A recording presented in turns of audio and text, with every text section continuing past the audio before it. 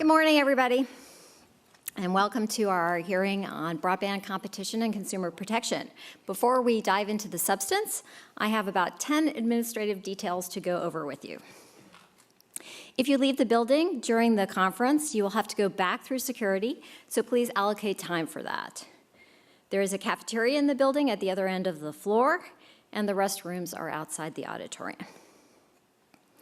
If there is an emergency that requires you to leave the conference center, but stay inside the building, please follow instructions that you'll hear over the PA system.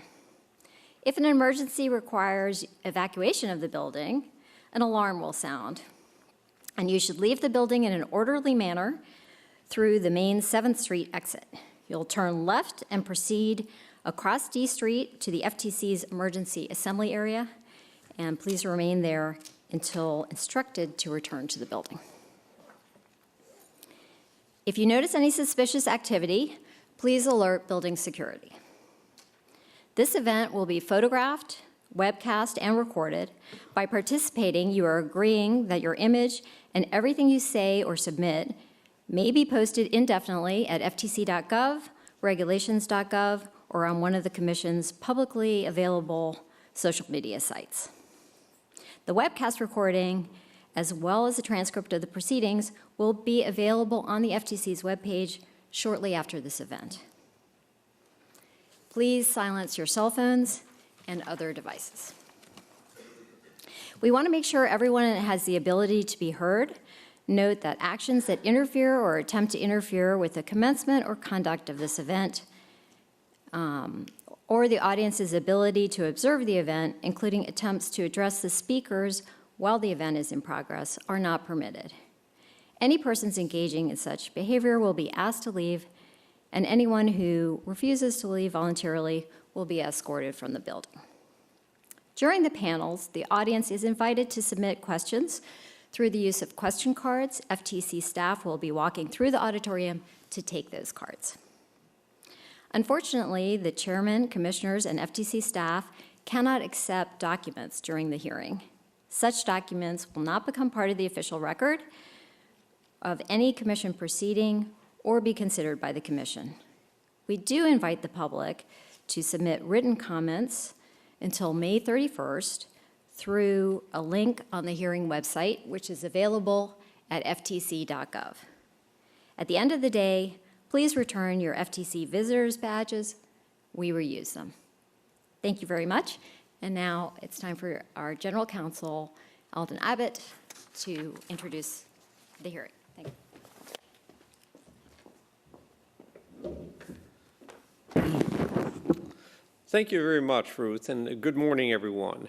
Before I begin, please note that these remarks reflect my own views, not necessarily the views of the Commission or any individual commissioner.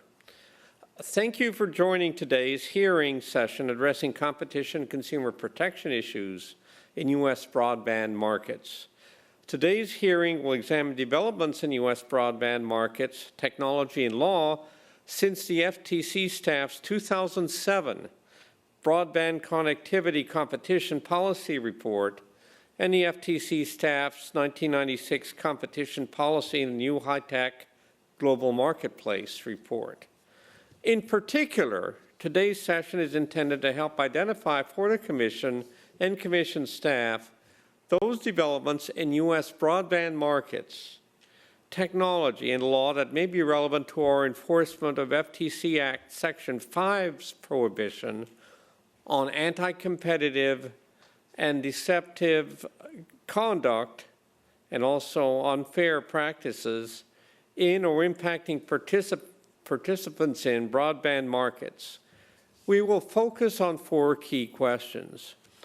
What is the current state of technology in broadband markets, and how is the technology expected to develop in the near term? Second, how can the FTC best identify market behavior that may violate the FTC Act? Third, once this behavior is identified, how can the FTC best use its enforcement tools? And fourth, what behaviors would the FTC Section 5 authority not address? We ask these questions today because the FTC recently regained the authority to protect consumers of broadband internet access services, also known as BIAS. We love acronyms here in Washington. In 2015, the FCC determined that BIAS fell under the category of common carrier service.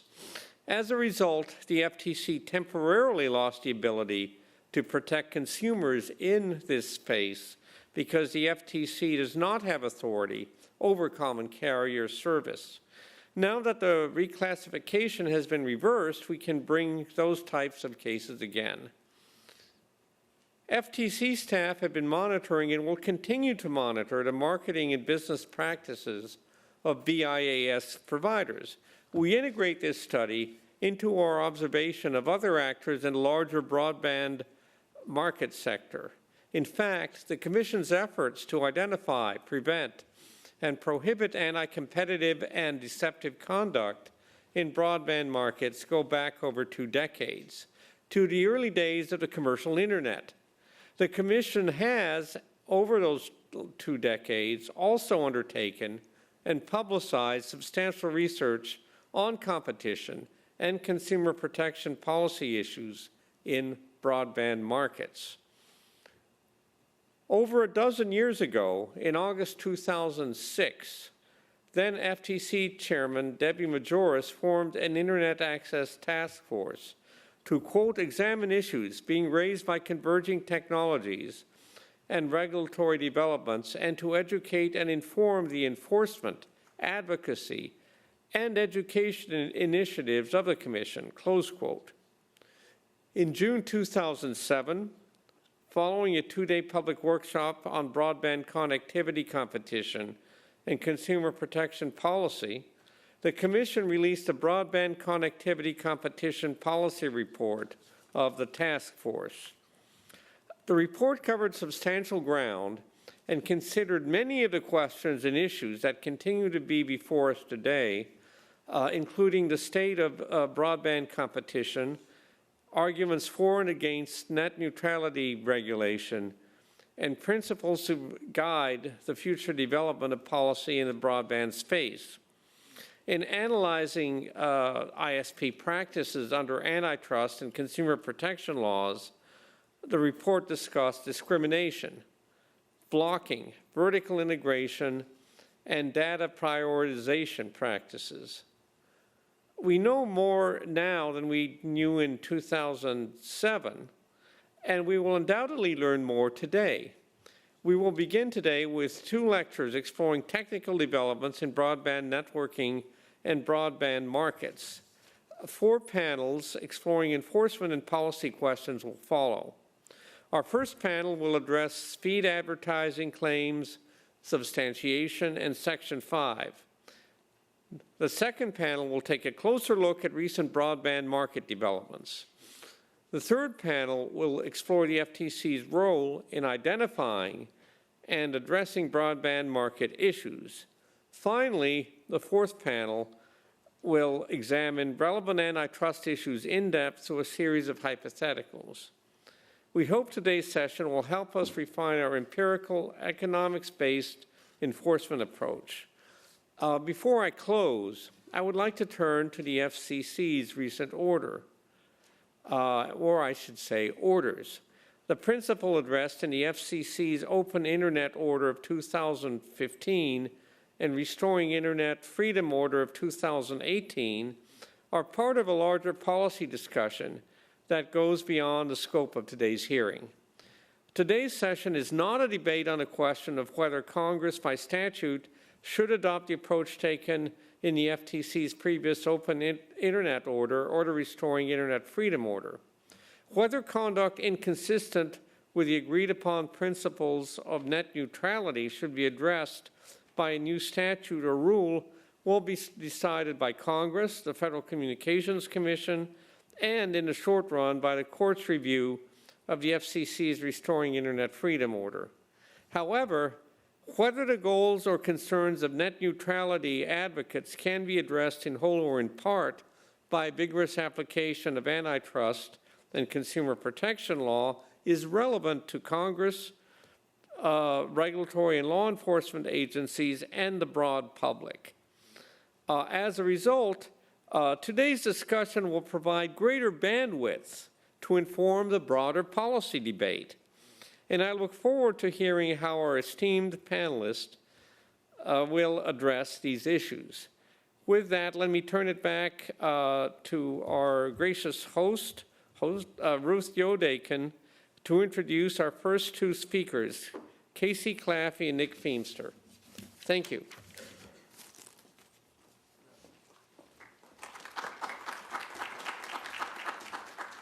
Thank you. Well, we're really delighted to welcome our introductory speakers this morning.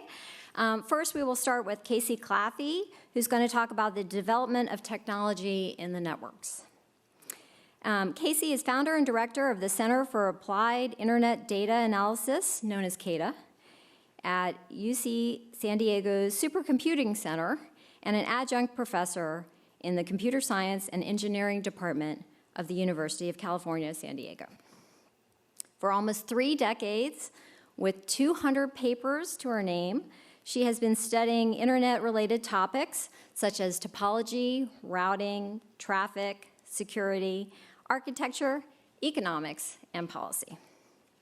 Among her many accomplishments is her receipt of the 2017 Internet Society's Jonathan B. Postel Service Award for her work on internet measurement, open data, and open science. She'll be followed by our second speaker, Nick Fenster, who will talk about market dynamics in technology in the networks. Nick is a professor in computer science department at Princeton University and the deputy director of Princeton University's Center for Information Technology Policy. His research focuses on many aspects of computer networking and networked systems, with an emphasis on network operations, network security, and censorship-resistant communication systems. His many accomplishments include being named the 2016 Fellow of the Association for Computing Machinery, which cited his data-driven studies on internet security and internet censorship. And with that, I'll welcome Casey up here. Thank you.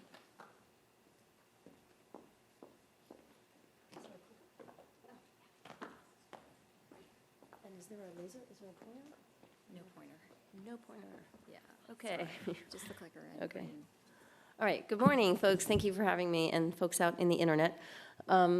Today, I'm going to try to give you a bit of background about internet technology, and in particular technology developments over the last 10 years that will hopefully provide some baseline to inform discussions later in the day. That was my charge. I'm going to break this talk up into 5 sections.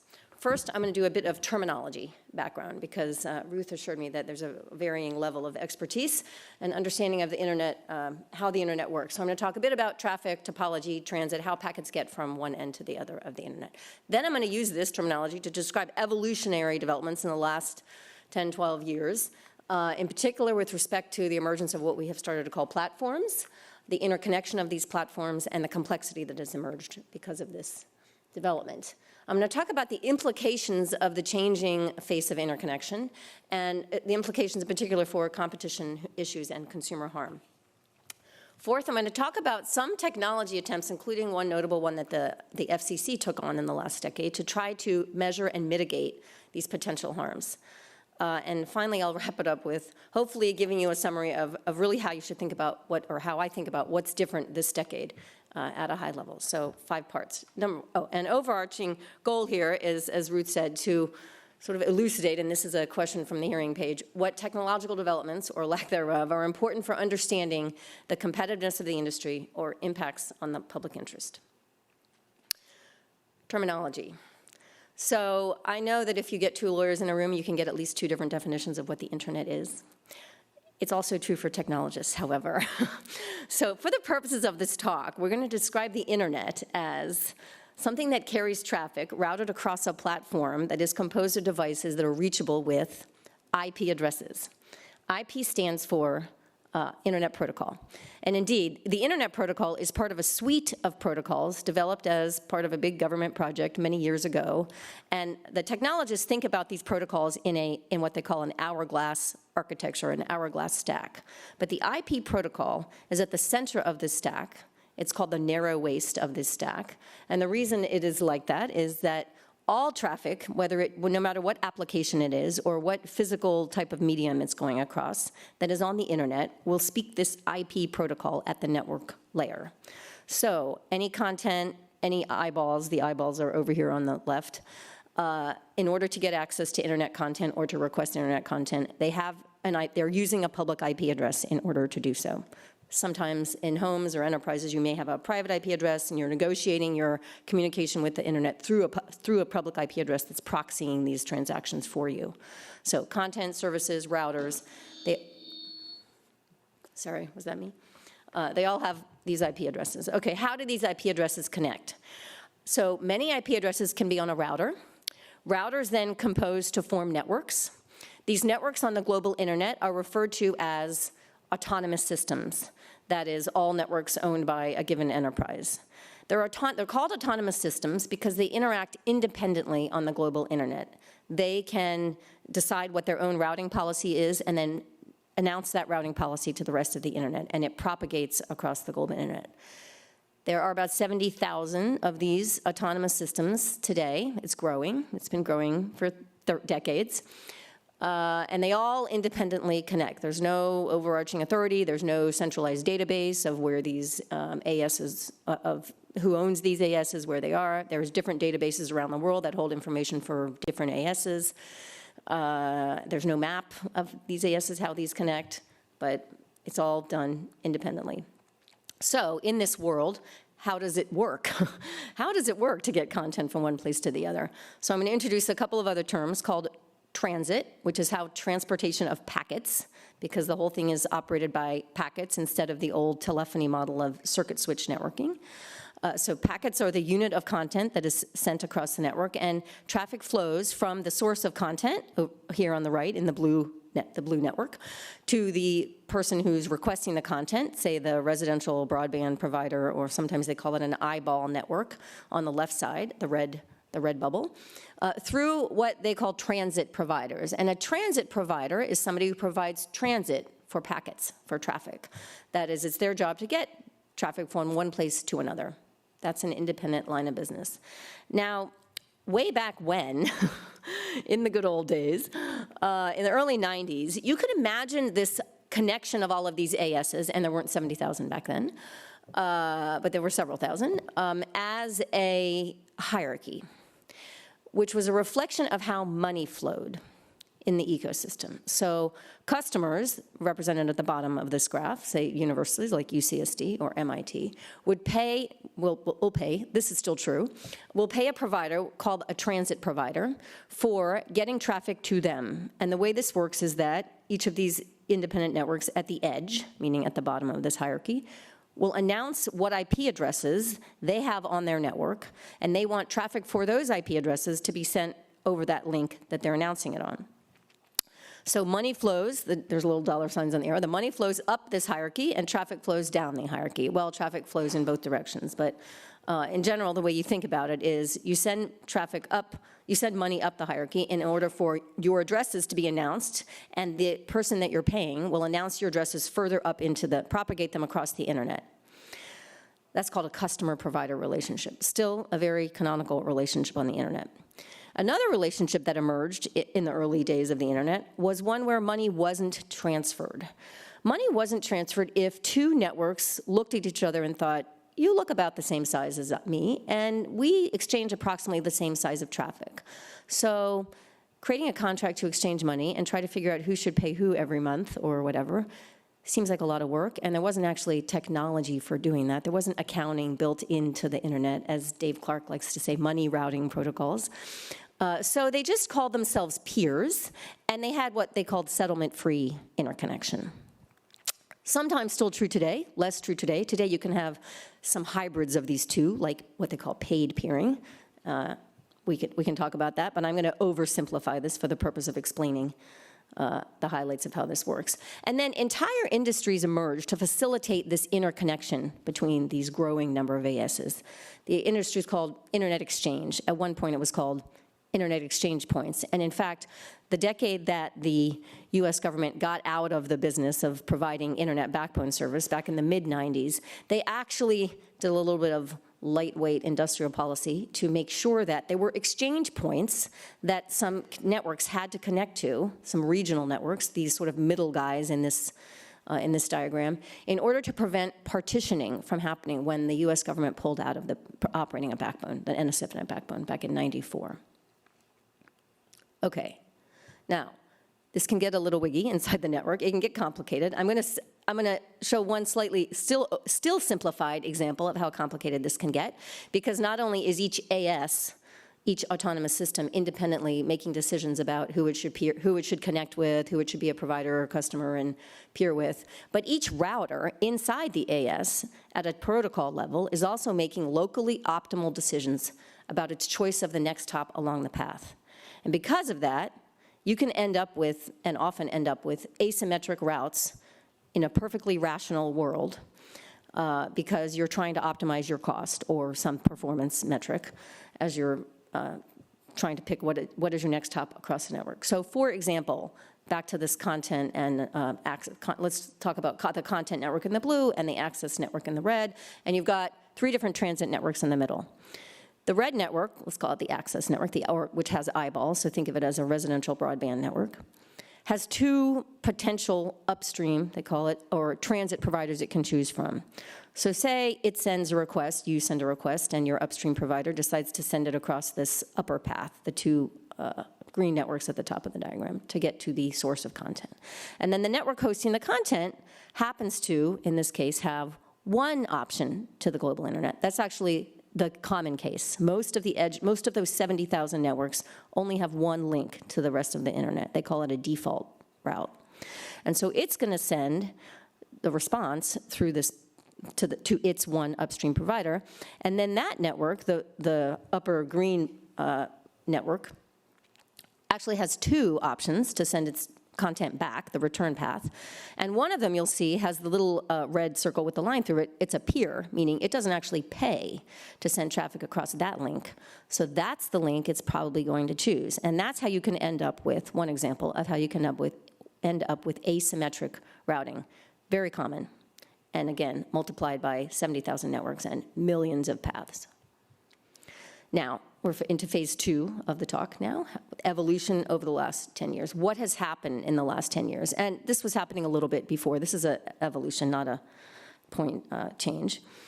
Is that given the relentless growth in demand for mostly video, very high volume content, and the need for providers, both content and access, to optimize performance, reliability, availability, and cost of getting this content to consumers, you see a trend of content moving closer to consumers, as close as it can move.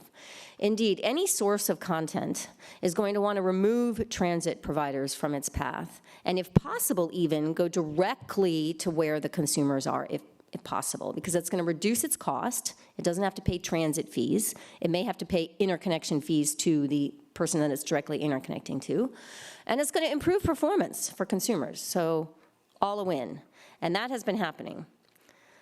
In addition, what's been happening, economic forces, is a consolidation in these sources of content. Consolidation is normal in an industry. So while there continue to be small local content providers, most traffic is now handled by a few very large content providers.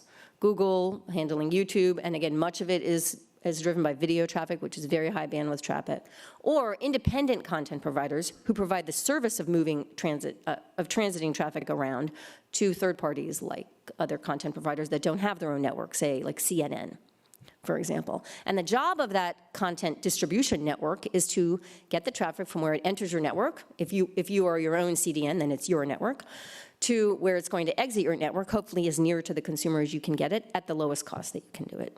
Straightforward. Key driver, again, that's really brought these 2 factors, interconnection and content distribution, to the fore is the internet basically eating the television industry, which we are seeing happen very systematically. And the next industry to be eaten is gaming, so we're watching that happen too. Okay, so there's a few different ways that that the content providers can do this, can distribute content, can get it close to the consumer. As I said earlier, they can try to connect directly to the consumer. That's the bottom scenario here. The blue network is still the content network, and the red network is the access or eyeball network. Think about your home broadband provider. If there is transit in the middle, the green networks, then you can imagine the content still going across these transit networks, but you can also use what's known as caching, keeping a copy of the traffic at an intermediate point in the network, in your network, if you're the content provider and you're directly attached to the transit, but near the edge of your network, or actually in the access network. And so this is an increasingly common mode of distributing content for large companies. But large companies will probably combine all three strategies as needed, flexibly, to make sure that they can get content as effectively and, again, cheaply to consumers. You would think some consolidation would actually reduce the complexity. Turns out not. Although you do have a meme going around about the death of the transit industry, meaning there are fewer transit providers than there were 10 years ago, certainly providers that only do transit as a line of business. There are certainly providers that have a transit line of business, but they also have other lines of business, generally more profitable lines of business, because moving packets around, just moving packets around, doesn't tend to be as profitable as other lines of business that many of what we used to think of as transit providers can get into. But what you do have is a tremendously dense interconnection between these large transit providers and the access providers. It's very hard to measure this. Internet wasn't designed to be measured very well, and the increasing complexity of this interconnection makes it harder to measure. Okay, but there's something even more fundamental about the evolution of interconnection in the last 10 years that is important for thinking about competition and consumers, which is that instead of, let me go back one slide if I can make this thing do it. Instead of the dense mesh of interconnection between ISPs that are primarily transit providers, their main job is moving packets around, and they more or less look like the other in terms of a line of business. What you're seeing in the last 10 years is, and again, it's a transition, is providers that don't look like each other. They're not in the same lines of business, or maybe one of them might be in multiple lines of business and another is only in a content line of business. Interconnecting. So this is a fundamentally different type of interconnection. And indeed, some of these companies are in multiple layers of this diagram. The way we think about this is, from a technological perspective, is these companies operate at different layers of the internet ecosystem, different technological layers. Now, this is going to sound like, this looks a bit like the diagram I presented earlier about the protocol architecture, and indeed some of these will map to different protocols that are used. The lambdas and the fibers at the lower layer are also operated by lower layer protocols, and the IP layer in the middle there is the IP layer in the hourglass architecture, and the content layers at the top are platforms that are built on top of the IP platform. We can think of Facebook as a platform built on top of the IP platform. You can think of some entire companies built on top of the Facebook platform. So the Facebook itself is a platform. It's sort of a single company platform. The IP platform, very importantly, is a multi-company, multi-industry, open platform, which is the reason that you had so much vibrancy and investment and competition and lots of creative innovation happening at the IP layer, because it was completely open. You did not have to license anything from anybody to connect to the internet. As long as you had IP addresses and you knew somebody else with IP addresses, you could be on the internet. Now, since I've now talked about platforms a little bit, I'm going to acknowledge that there are two different definitions of platform that seem to be dueling. And I hear economists use one definition, and I hear technologists use another definition, and now they've started to use both definitions, and it's not always clear to me if they know which definition they're using. And since many of the companies operating in the internet ecosystem now and interconnecting are both kinds of platforms, I want to make sure we inject some clarity here. So the two kinds of platforms, and there's an OECD report coming out that describes this a lot better than I do and gives lots more depth, are, again, what I think of as the economic definition. An online marketplace, the first definition, that places one type of market, one type of consumer, one type of customer in touch with another type of customer. So we all know this as a multi-sided market or two-sided market. Often in the internet, a platform will be a multi-sided market. Airbnb, Amazon Marketplace, buyers and sellers, Craigslist, eBay. These are economic platforms from an economic perspective, multi-sided platforms. And that's important because when you think about interconnection across platforms that may involve different markets, you have to think about the incentives of those different markets. The other kind of definitional platform that technologists have been using for a long time is a group of technologies on which you build another group of technologies.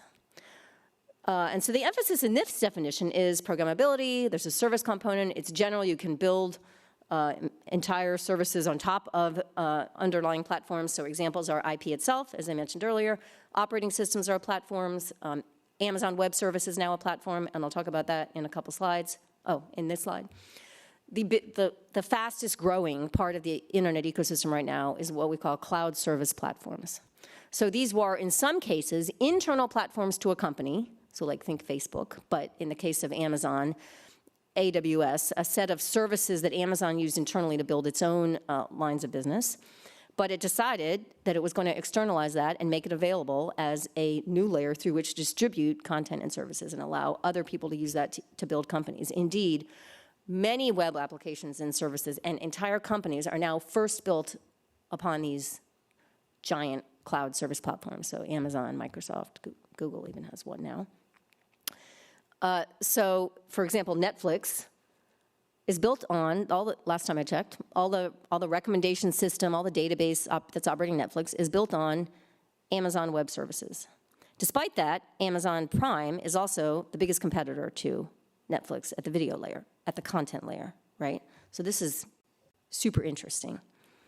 Okay, so what you have happening now, and this was not as true 10 to 15 years ago, is interconnection across platform layers where companies that used to be what we think of as transit or access providers are also engaged in that content layer, right, in the higher layer. Cloud is also now, could be considered a higher layer of the platform stack.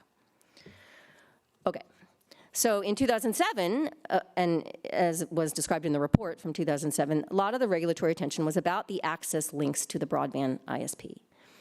They mentioned interconnection. FCC, even in the 2015 order, mentioned interconnection as an area that they thought they had jurisdiction over, but they weren't going to do anything about interconnection, including because they recognized they really didn't understand the interconnection ecosystem very well.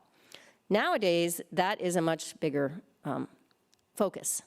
And indeed, from a consumer protection and competition perspective, the implications, and so now I'm in part 3 of the talk, in implications, of the interconnection dynamics for competition are that, probably the most notable one, is that smaller players have less opportunity to connect with these large content providers. In fact, submitted to the public comment for these hearings, American Cable Association's report talked about that and that's smaller ISPs represented by that organization. Most of these access content providers connect to the big content guys through exchange points. They don't have direct connectivity. And indeed, the smaller content providers are also, by nature of economics and where they are, less likely to vertically integrate themselves. So they cannot leverage the savings you often get from bundling different services to the same customer. And that's particularly hard in the regions where these providers are building out because it can be much more expensive to build out in those regions. So this puts them at sort of a double disadvantage, let's say. So just to recap, carrier services that are operating on top of this single firm IP platform, so every company that offers internet access, and some companies that don't, operate an IP platform internally, and they compete with third-party services that are running over the common internet platform. And these interconnection points can enable the exercise of market power against these competitors due to technological opportunities for discriminating against traffic crossing that link, selective dropping, rate limiting, not upgrading capacity of the interconnection links, which could impair QoE, or, and I will acknowledge, perhaps more likely, non-technical ways of doing discrimination, including pricing or business terms that are all generally under NDA. These are not new concerns. In fact, this is a quote from the 2007 report, which really captured these concerns quite beautifully. they've also been captured for many, many years because they're really fundamentally about, they're really common carriage concerns. They're really how do you prevent blocking, degradation, discrimination against consumers. In this case, discrimination against content and apps. So a lot of this is about how do you capture the good things that you had about common carriage without all of the baggage that it brings. Okay, section 4 of the talk. Technology that has been tried to address some of these fundamental issues. When AT&T merged with DirecTV back in, well, it was a long process, but I think 2015 is a good year to pick. There was a lot of consternation in the public comment period by people, by organizations who were concerned about this exact issue, that interconnection would be used as a locus of discrimination by AT&T against its interconnecting parties, both transit and content providers that it directly interconnected with at the time, in favor of DirecTV and against, say, over-the-top content like Netflix or YouTube.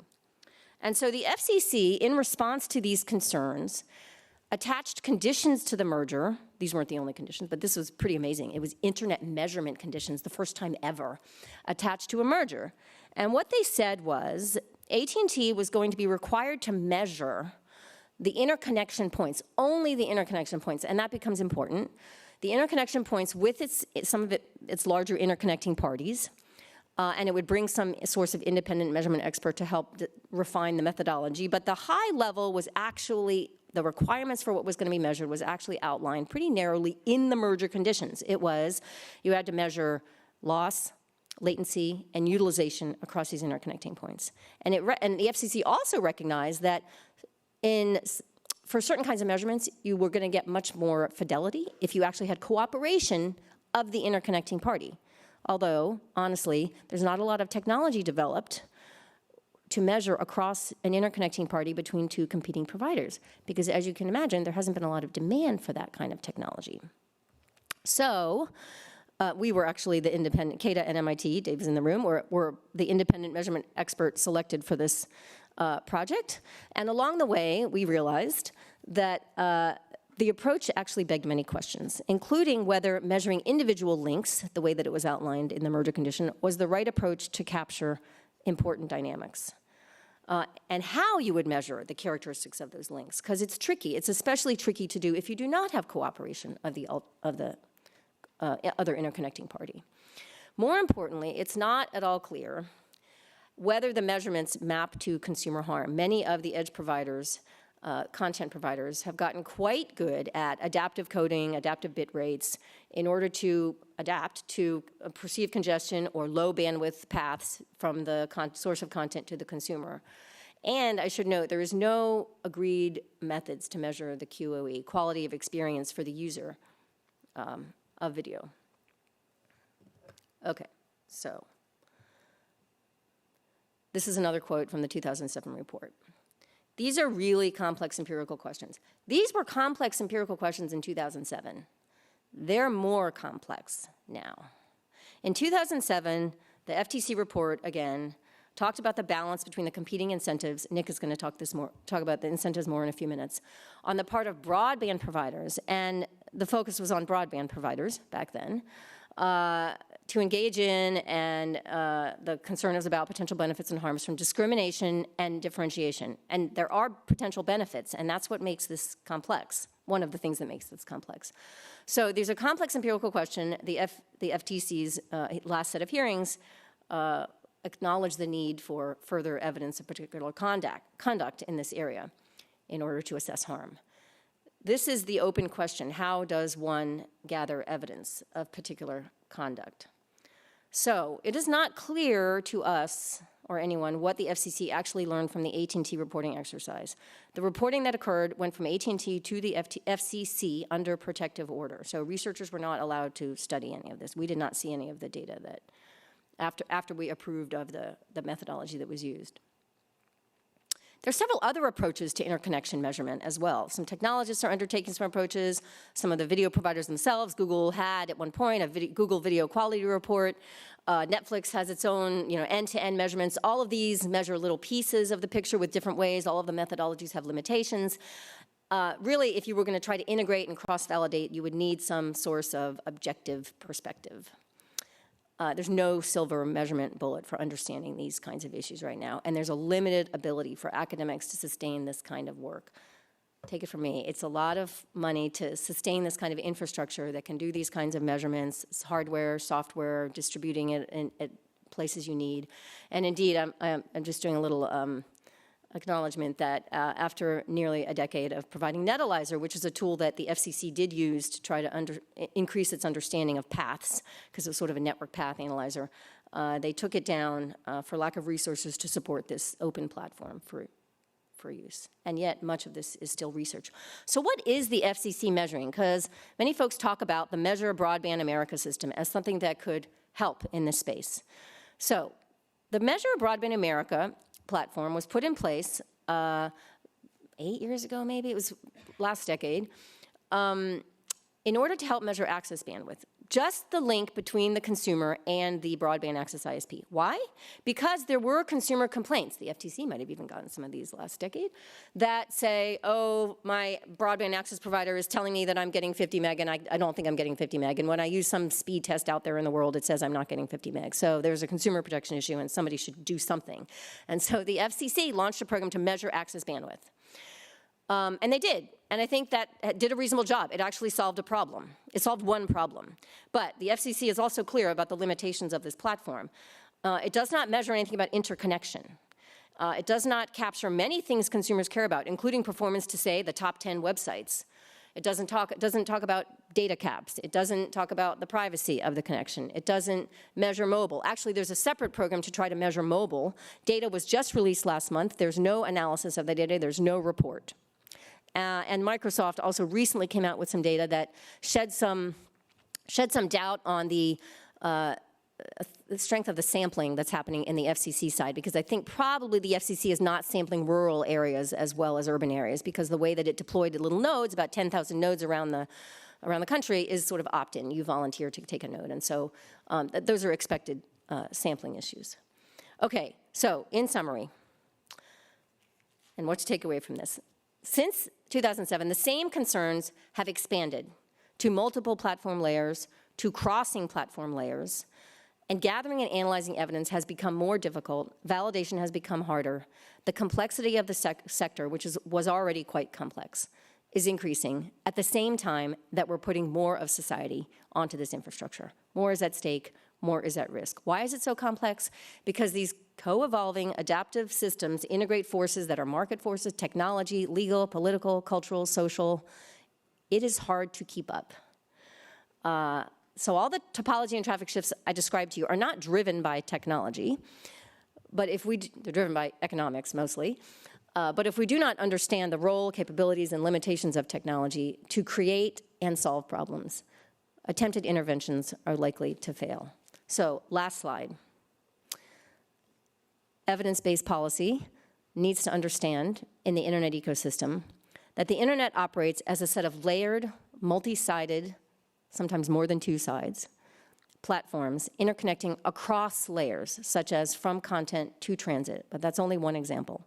This happens in the mobile space, this happens in the advertising ecosystem, this happens with the cloud, which means you need to understand deeply the platform structure and the dynamics, including the different sides of the markets and their incentives.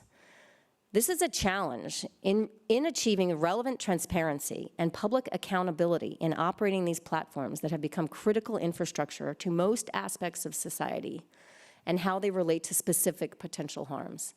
And it's been very tricky, as someone who's been in this space for a couple of decades now, to find and fund sources of objective, unbiased expertise. Thank you. I think I'm out of time.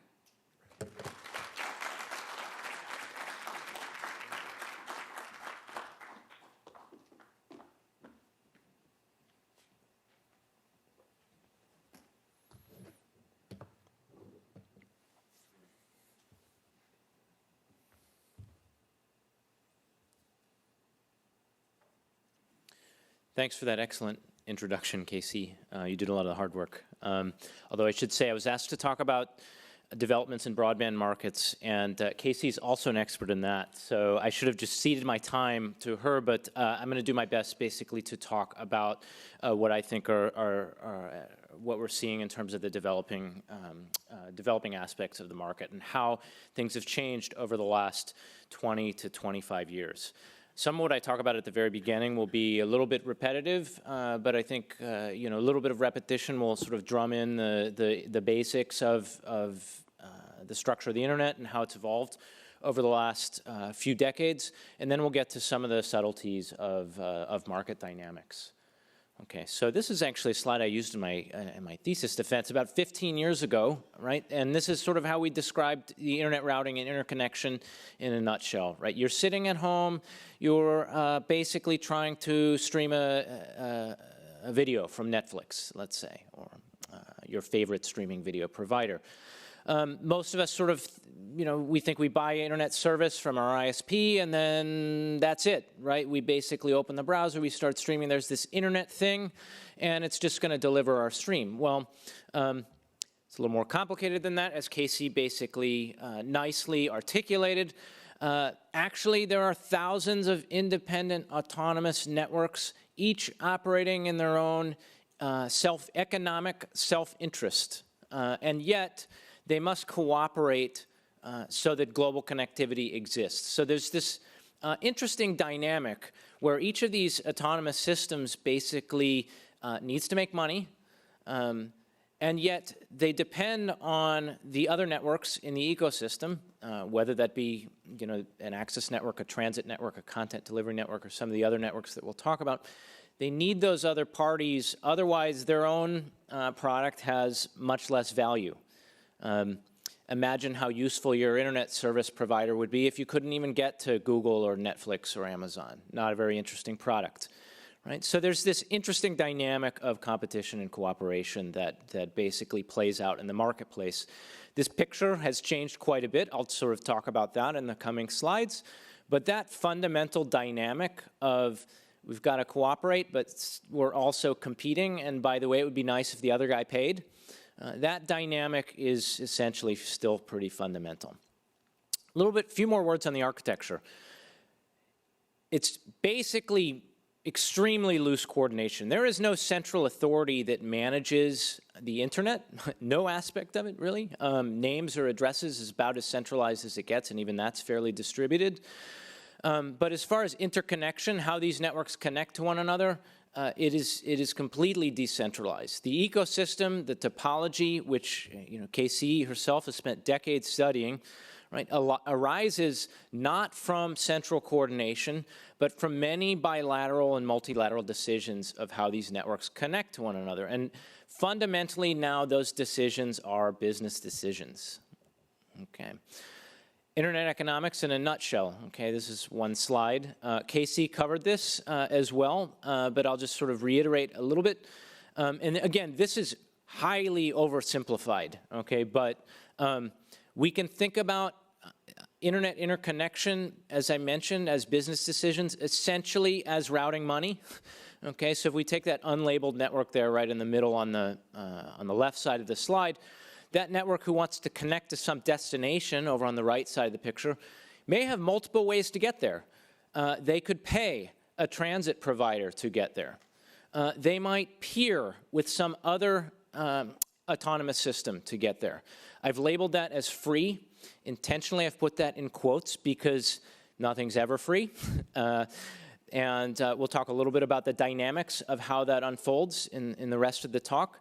But as Casey also mentioned, there are situations where one party might pay another party to basically establish that kind of relationship. Fundamentally, the dynamics of that link there that I've labeled free, peering, sometimes called settlement-free interconnection, sometimes called paid peering if money changes hands. The dynamics there over the last 20 or 30 years have been highly complicated and contentious, and they are changing a lot in the last just couple of years, in large part to what Casey also mentioned, the rise of the cloud provider and the distributed cloud and content delivery is really changing the dynamics of how these disputes and business decisions unfold. Okay, a brief history of the internet in a couple of slides in terms of interconnection. And these slides actually have lifted from a report on interconnection from the Broadband Internet Tech Advisory Group, which some of our other speakers participate in. And David Clark, I think, may have even drawn some of these. They're good. Thank you. The pre-commercial internet, I think Casey mentioned, of course, we had the ARPANET, basically connected a lot of these regional access networks, other local area networks, no money changing hands, at least not in the commercial sense.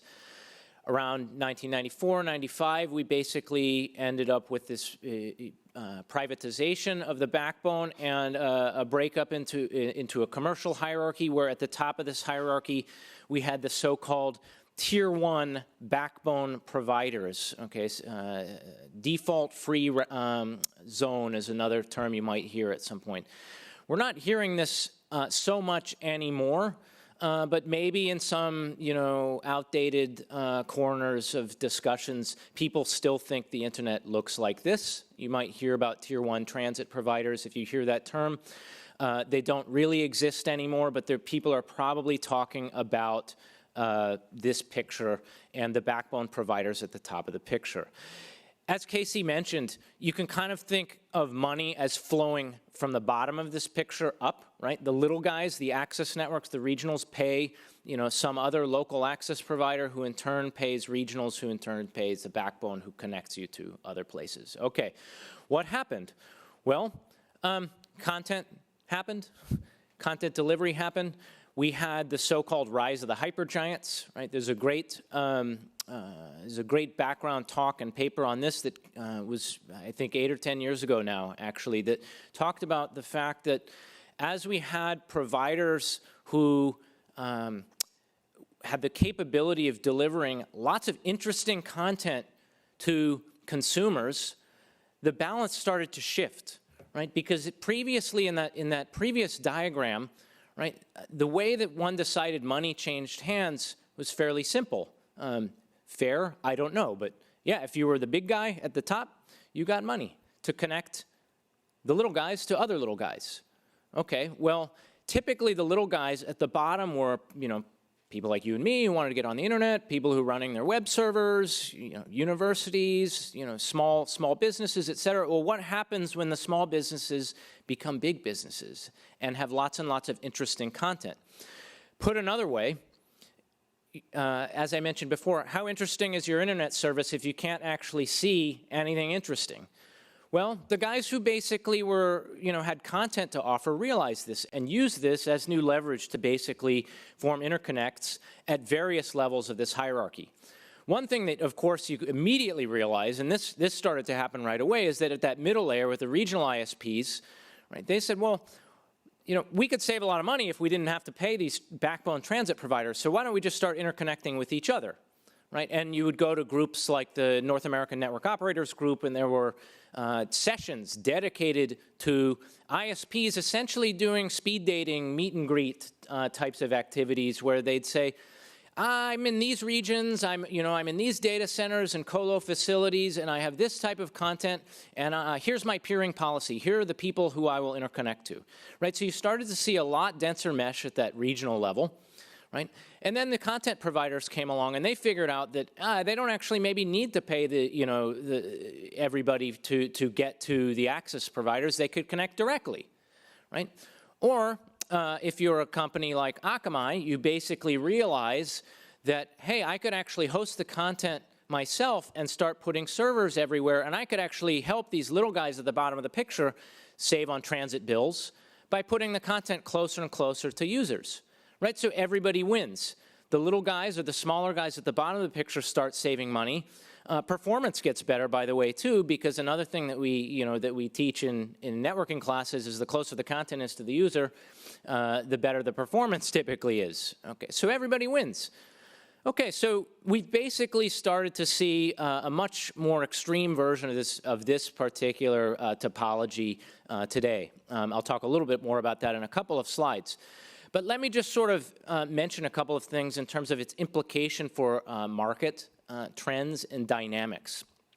Okay, so up until about 5 years ago, when we had the, that hierarchical kind of picture of the internet, One thing to observe is that paths were longer, right? So between the so-called eyeballs, people like you and me who want to see stuff, and the content, your traffic might go through a couple of different independently operated networks or autonomous systems, as they call them.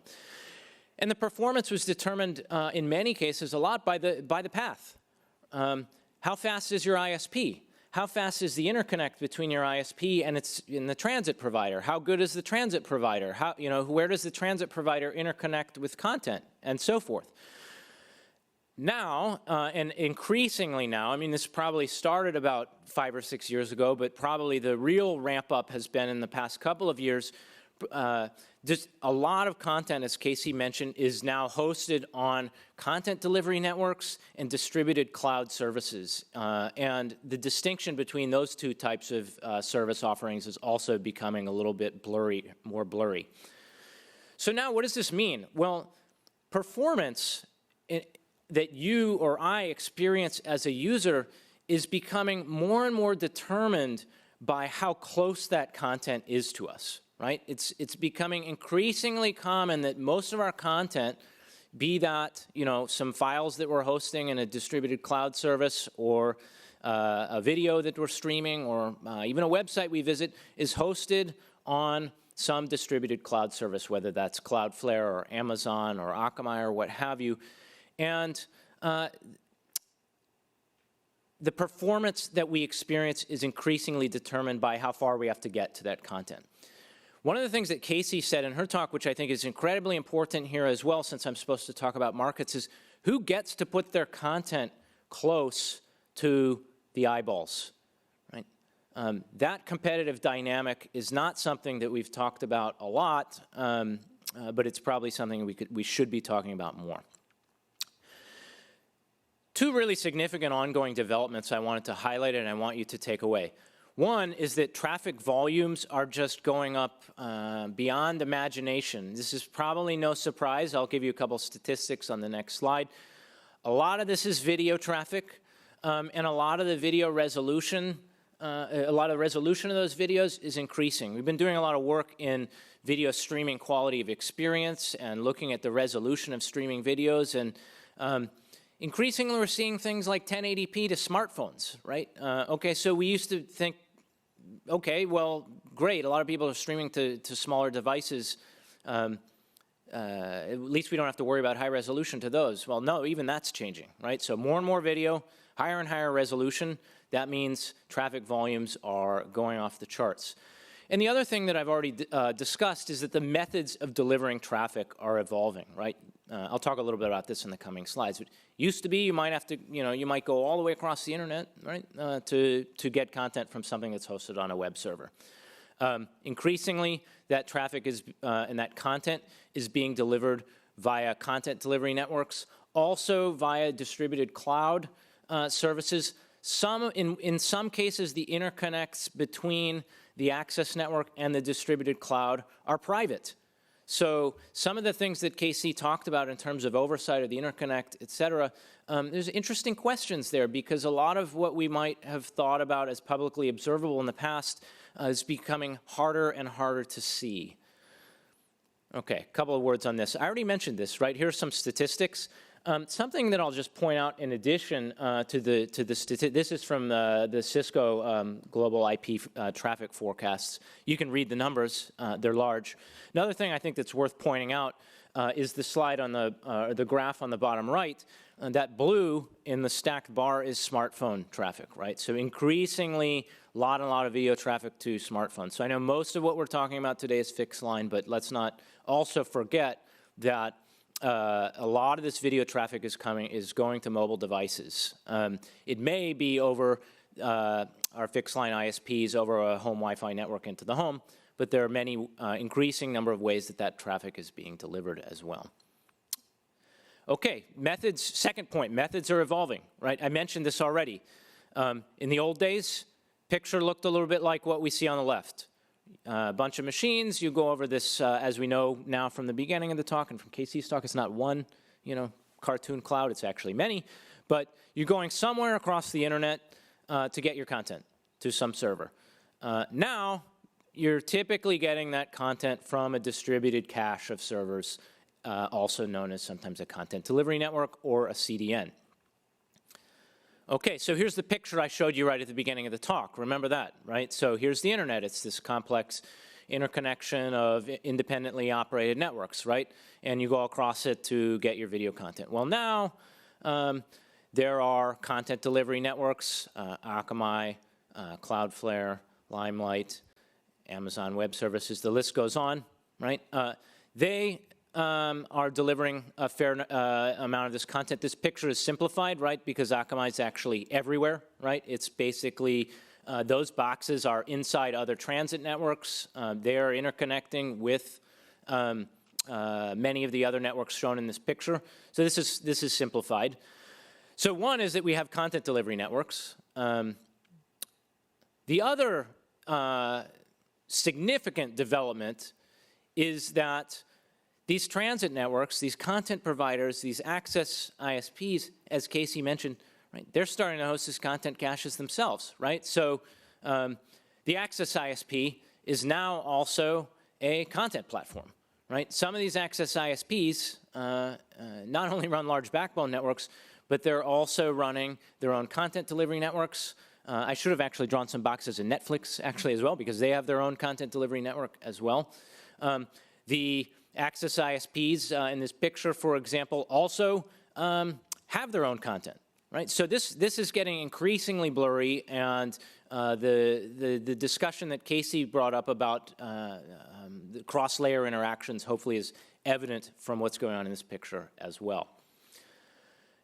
I mentioned this once before, but it's worth reiterating, right? As these boxes, right, these caches of content go everywhere in this picture, it should become clear to you that content placement is going to affect performance a lot more than the path across the network. Why? Because increasingly the content you get is going to be at those servers in this picture that are closer and closer to you. Right?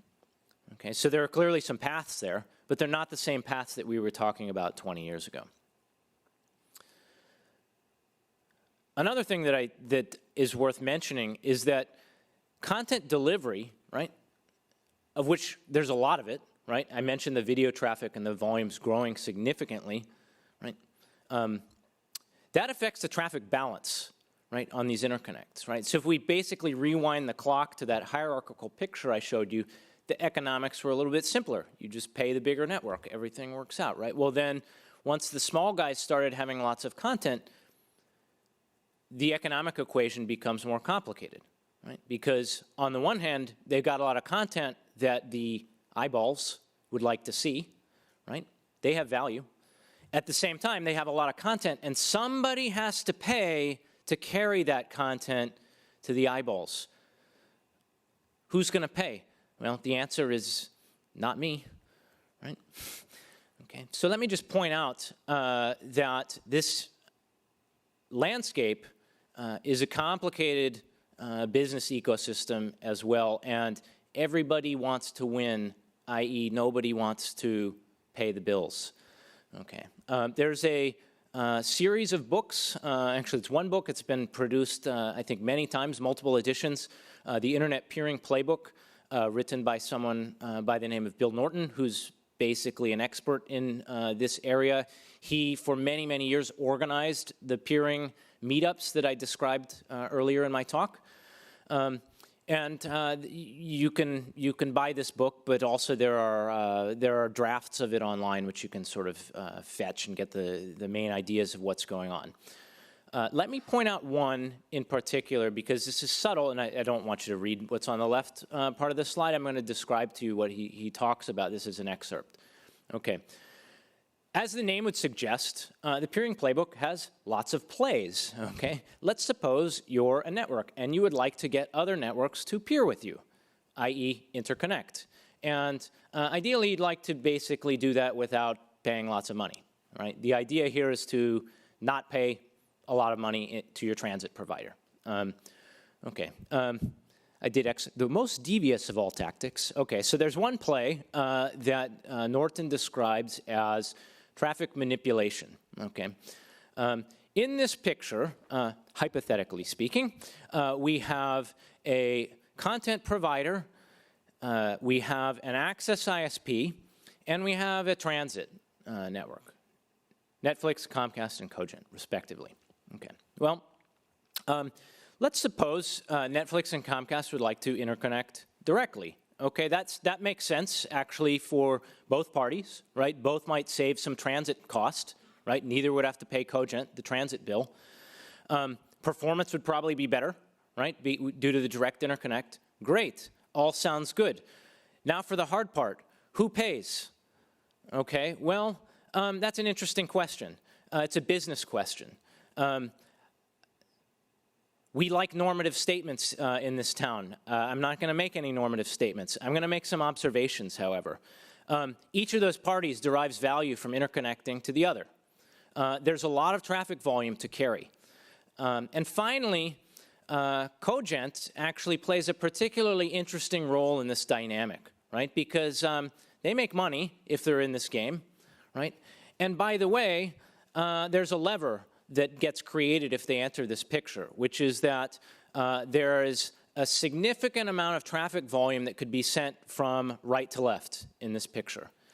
And merely by sending traffic through the transit provider, the content provider can drive up the bills of the access network, right? If traffic basically goes up through Cogent and down to the access provider, the access provider ends up paying, right? And that's basically what Norton describes, right? One network targets another by sending traffic over the transit link to drive up costs.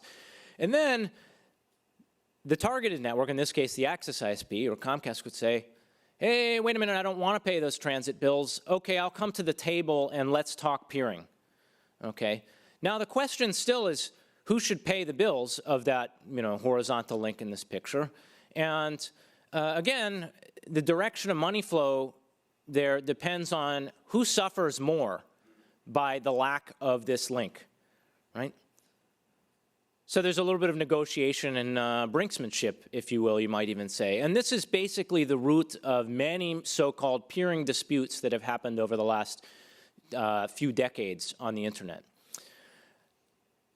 You've probably heard a lot about this particular case. That's just a brief sketch of what was going on in that particular situation. And it's worth pointing out that that dynamic is not new. Okay, that's basically been going on since the commercialization of interconnection in the mid-90s. Okay. We don't really know everything that is going on in that picture, in that story I described. Okay. We could try to measure it. Okay. There are better and worse ways to do that. I'm going to talk about that in just a minute. But it's also worth noting, before I get into the nitty-gritties of the measurement, that at the core of this is business, right? There's a lot of money at stake for all parties concerned in that picture. Interconnection costs money. Everybody wants the other guy to pay. Okay. Okay, so when that picture basically first popped up, the internet, in particular interconnection, wasn't really ready for this. So on the left, we basically got a picture from my house. We've been measuring internet performance for the last 12 to 15 years from hundreds of router-based measurement devices sitting in access networks around the world. So this was basically what was going on in my home. You could basically see roughly every night latency, in other words, the time it took for packets to travel from my home to various places across the internet, just went completely off the charts. Okay. The measurement lab also measured this in various ways. That's the picture on the right. They show basically throughput suffering. Okay, well, going back to our picture, whose fault is this, right? Well, you might be tempted to just say, oh, yeah, well, I buy access service from this, access ISP. Clearly, it's their fault, and certainly you could go down that path. But from a technical perspective, I think we like to basically figure out what's really going on here, okay? Where is this problem? The problem, which is getting worse, by the way, I might add, right, because things are becoming harder to observe. The problem is it's real tough to observe this from the edge of the network as a user, right? You can come up with theories, right? You can say, maybe it's at the interconnect between the access ISP and the transit. Maybe it's inside the transit. Maybe it's Cogent, right? Maybe it's both, actually. Maybe it's the other interconnect that I haven't drawn. Maybe it's between Netflix and Cogent. We don't really know, okay? All we can observe is the end-to-end path, right? Unless somebody inside of this picture tells us what's going on, we got no idea, okay? Not everyone has a particularly good incentive to be transparent about this, okay? Well, be careful what you read, okay? Because everybody in this picture, of course, wants to make money, right? And it would be nice if everything we read were plain dealing. But here's a report that basically says, oh, yeah, we can pretty much infer that this performance was interconnection related. Well, I'm sorry, what? Okay. How did you measure this? Well, you measured it from the edge. Well, how do you know it's at the interconnect? Well, we measured from the edge of the network over to some server on the other side of the network. Well, how do you know that, that it's not somewhere else in the network? How do you know it's this red link I'm showing? Well, oh, because we measured from Comcast and it was slow, and we measured the same path from Cablevision and it, it wasn't slow. So therefore, it's got to be this interconnect, right? Well, oops, Internet, 101 would tell you that actually autonomous systems are pretty big networks, right? And there could be other places where that slowdown is occurring, right? Okay, so there are other examples of this where you can basically take these end-to-end paths and draw completely the wrong conclusions. Like, okay, I see basically slowdowns on these two end-to-end paths, so therefore it's probably not in the transit. Well, actually, no, maybe those converge at some point. You got to realize the internet is not basically just a bunch of amorphous, networks, right? Every one of those independently operated networks has thousands of paths inside of it. Okay, so oversimplification can lead to wrong conclusions. There are other ways to do this. Casey and David, sitting right here in the front, have basically done an excellent job figuring out what you can actually discover from the edge of the network. This is great. You can do this without special access. You can do it, the data is public. There are some drawbacks. It's hard to measure direct capacity. You can't measure the capacity of the links. You can only indirectly figure out basically how utilized those links are. So you can't figure out relative to how much capacity there is, how full is it. You can make some indirect inferences. On the other hand, we've been working with Cable Labs and other folks to basically get the ISPs to tell us what's on those interconnects. What is the capacity? What is the utilization? And that's good. You can get direct disclosure. The unfortunate aspect of that is, once you start to talk about disclosures, you basically end up in data sharing agreements with lawyers, and things start to get aggregated. And there are things you can and cannot tell from those particular sets of aggregates. And what you really want is a little bit of both of these. And also, we'd like to basically move towards trends on the right of this picture where the data is less aggregated as well. So you could basically put all these pieces of the puzzle together. Looking ahead, right, as I mentioned, and thanks, Casey, I was also just drawn attention to this meme, the death of transit. Right? Okay. Well, let me just say one more thing about that. Whether or not transit is dead, I don't know. It sounds like a meme to me. But it's worth pointing out that somewhere, depending on which access ISP you ask, anywhere between 60 or 80% of the traffic volume is going to distributed clouds from the access ISP. That's a lot. Okay. So first of all, a lot of those interconnect decisions are basically to distributed clouds.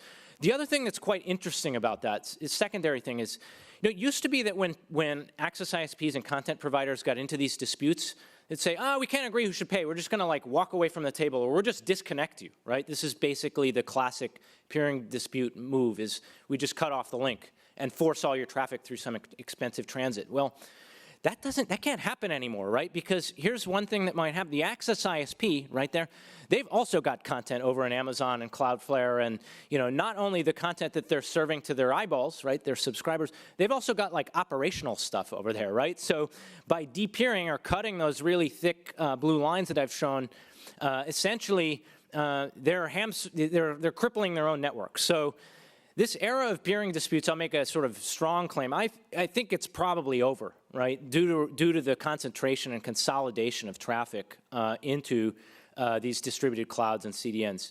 Last two slides. This is probably going to change again, right? I think right now, right, consolidation is in a particular part of the ecosystem, right? 5 years ago, it was on the interconnects, right? That was where the lever was, okay? Now, because of where content has shifted and the rise of the content platforms, as Casey mentioned, the market lever is shifting, right? But it's worth pointing out that in order to basically deliver content to consumers, there are a lot of parties who come to the table here. I've listed as many as I can think of off the top of my head and David Clark's head, in prepping this slide, but there are others. And the point here, which we should think about, is that any one of these is a potential lever for consolidation or anti-competitive behavior, and not just potential. I think we can think of cases in the past where any one of these has become the choke point in the market. Okay, last slide. Traffic volumes are growing, right? We can see basically how that has shifted the market dynamic. The methods of delivering traffic are very, very different than even than they were 5 years ago. These developments are playing out in a dynamic landscape. It's economic, it's political. As computer scientists, we like to measure things and assume that we can leave it at that. But this particular topic is highly political and economic, right? And even something as simple as our first panel, seemingly simple, I should say, as let's just measure how fast the internet is, right? That's actually hard, even as a technical question, right? But once you bring all these economic factors into play, where everybody wants to win and nobody wants to basically be stuck with a large bill, it's a lot more complicated than just sending a few bits across the network and measuring how long it takes for those bits to get there. So with that, I'll close with a challenge, which is that there are a lot of things that we can measure, a lot of things that we can measure right now. And it is tempting to say, let's just measure those and map them up against advertisements and talk about consumer harm. But actually, the types of things that we can measure right now are still a little bit different than the types of things that ultimately relate to the consumer experience. And I think that's where we need to try to work on closing the gap, so that we can better answer these questions about, are the products that the access ISPs, the transits, and the cloud providers delivering to consumers, are those the products that consumers expect and are paying for? Thank you.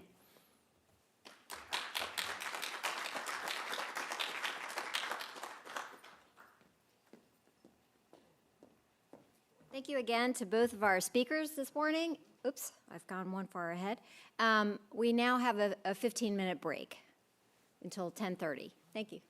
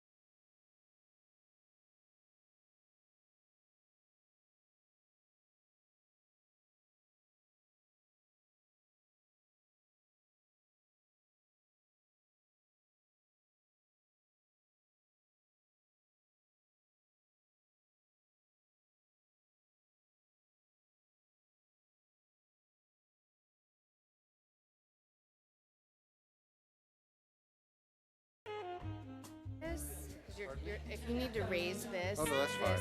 I might. That's fine. Right. Okay.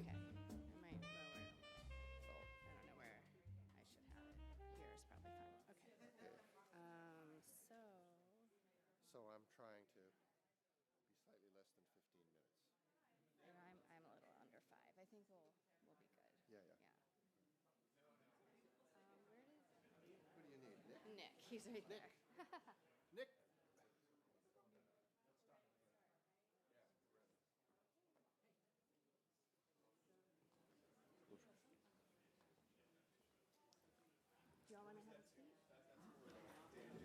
Good morning, everyone. If you could all take a seat.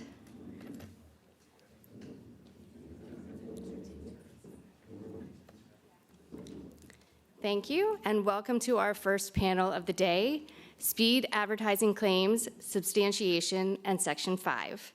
I'm Kristen Williams. I'm an attorney in our Division of Advertising Practices in the FTC's Bureau of Consumer Protection. Joining me on the panel today are David Clark from MIT, Nick Fenster, who we've just heard from Princeton University, Laura Brett from the National Advertising Division, Deborah Ringgold from Willamette University, and Josh Steger from New America's Open Technology Institute. I'm going to turn things over to our panelists in just a moment, but first I wanted to give a brief overview of Section 5 of the FTC Act and our basic principles of advertising law. Before I begin, I will say that my comments are my own and do not reflect the views of the Commission or any individual commissioner. Now, on to Section 5. Section 5 of the FTC Act is the basis for the FTC's Consumer Protection Authority. Section 5 prohibits unfair or deceptive acts or practices in or affecting commerce. Now, when we're talking about deceptive practices under Section 5, what we mean is that there's a representation or an omission or failure to disclose that is likely to mislead consumers acting reasonably under the circumstances, and the representation is material.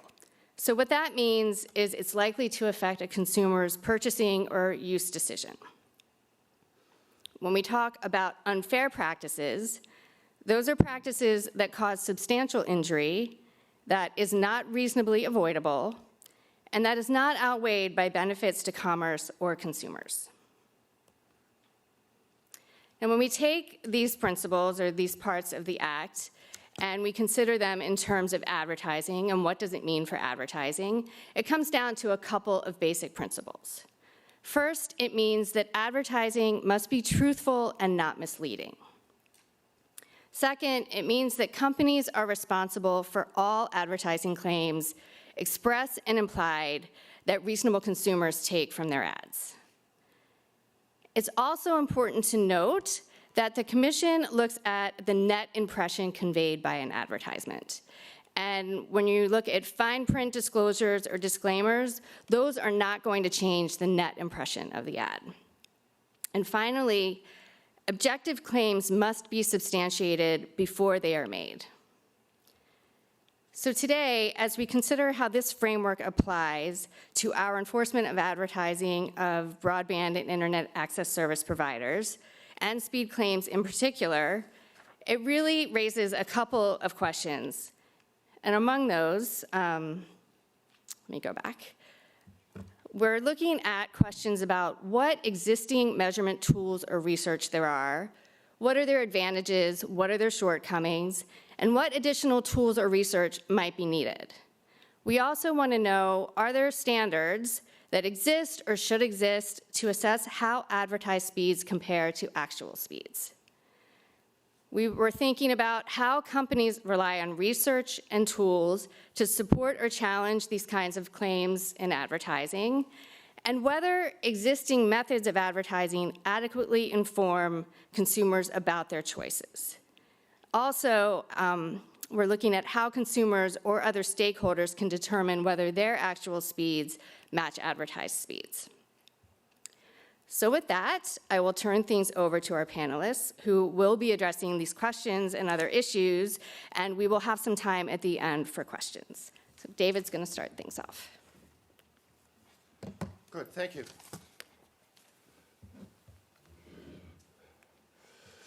So let me stress we're talking about a really small part of the overall problem here. If you listen to Casey and Nick, they pointed out that there are issues associated with interconnection, there are issues associated with cross-layer interconnection, but when you look specifically at consumer-facing advertising, obviously you don't typically get ads about the speed of your interconnection link, and speed has been the most popular topic to focus on because it's the easiest to quantify. In fact, even with respect to access, there are other measures. The Measuring Broadband America system measures latency. More recently, it measures loss. And of course, there's another question about the quality of your access link, which is how many bytes a month can you send? And that too may be a matter of a qualitative assertion. But we're going to talk about speed, and what I said here is more is better up to a point, and up to a point is really important, but let me explain what I mean by that. I'm going to focus on wireline, and one of the reasons is that if you look at the way wireless is marketed, cellular is marketed today, at least in my personal experience, I don't see a lot of ads that say 4 megabits a second. Basically, I listen to the Verizon ads, and what they say is most reliable. The place where you get quantitative numbers is in the wireline space. So I think the emphasis in the wireless space is going to involve different metrics, and we're going to have to figure out that, but that's another conversation. What we've been looking at is, in some sense, the old-fashioned problem, which is the wireline problem. And I'm going to say 3 things, and the first one is cautionary. A lot of the tools that measure broadband link speed out there don't work very well. The second thing I'm going to say is that the access links get faster, measurement gets more difficult, and I think there's a chance as we go forward that speed may not continue to be the flagship measure of quality, and that's debatable. I explain what the debate looks like. But so, as I said, since there's a cautionary story here, let me begin by an experiment we did 10 years ago when the broadband boxes, otherwise called the SAMNOS boxes, were first used. The FCC asked us if we would take a quiet look at them and calibrate them. You don't write a paper about something like this. If you find a problem, you just tell somebody. But we had some early SAMNOS boxes, and we took them to a house, and then we tested the SAMNOS box, and then we tested 4 other tools, Ookla, the Measurement Lab, NDT, iPerf, and what's called multi-threaded. And it doesn't really matter what they are. I'm going to show you the picture of what the measurement looked like.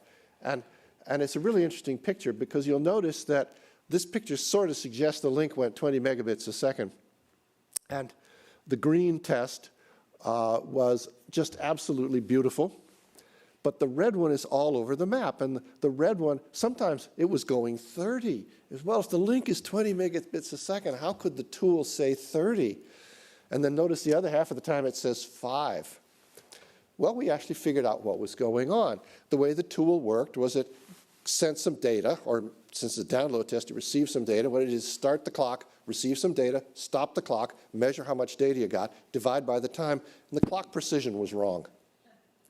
So the time in the bucket was wrong, and of course if you averaged across a whole bunch of them, it came out to 20, but the individual tests are all over the map. Now, don't assume that this applies to today. This is a 10-year-old picture. The point is that sometimes the tools don't work, okay? And they have to be calibrated, and since software changes and expectation changes, they need to be continuously calibrated, okay? Now, what we were doing there was measuring a 20 megabit link, and it's pretty clear in that context that the 20 megabit link is probably the bottleneck, and when you do a speed test, you measure the bottleneck. Wherever the bottleneck is, that's the thing that you're going to measure, right? So a lot of tools would actually, that we have today, would successfully tell you that that 20 megabit link probably goes about 20 megabits.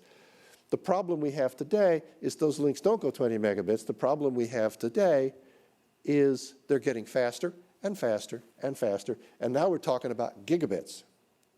Now I have to say something. You don't need a gigabit access speed in the home in order to have a glorious consumer experience. 100 megabits, 200 megabits, 300 megabits. I don't even know why you need 300 megabits. Why are they selling gigabits? Because it is a nice round number, and the marketing departments like it. And I said, but we've gotten into a crazy space where you're selling speeds that people don't need. And the marketing department said, yes, but. Okay, so if you've got a gigabit link there, where's the bottleneck? Well, I can tell you, and Nick will tell you because he knows all about this, if your speed test tool is in the house and it's hooked up over Wi-Fi, that's your bottleneck. And you're going to measure your own Wi-Fi network. And by the way, most Wi-Fi networks don't work very well. But what makes you think that there is a gigabit of excess capacity between the other side of your access link and some server?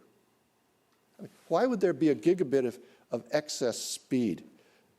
That would be wasteful on the part of the ISP.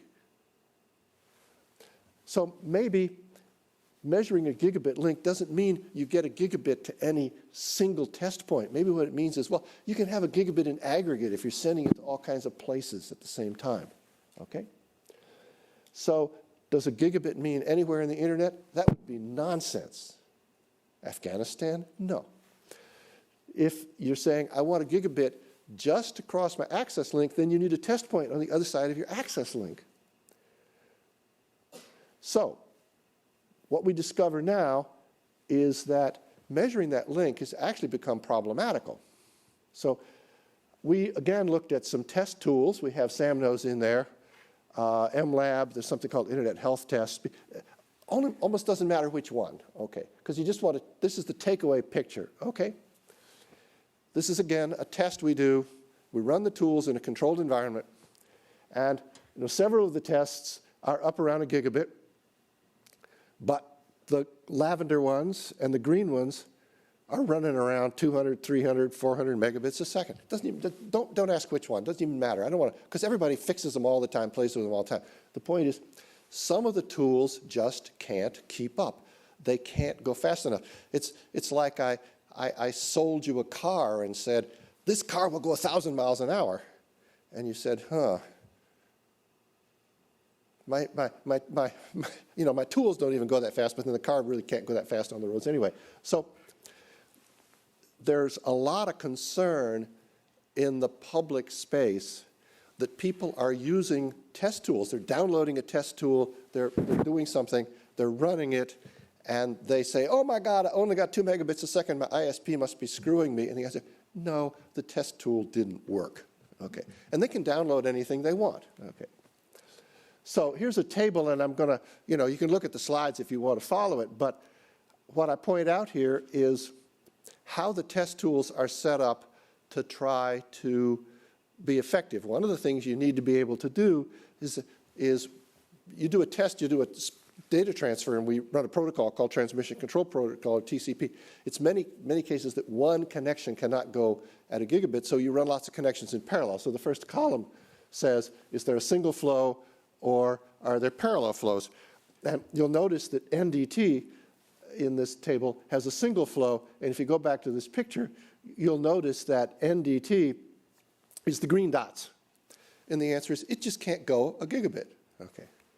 Another thing we say here is, do you test to a single destination or multiple destinations? In other words, do you need to have a gigabit, a path with a gigabits of excess capacity to a single destination, or do you measure to lots of destinations at the same time?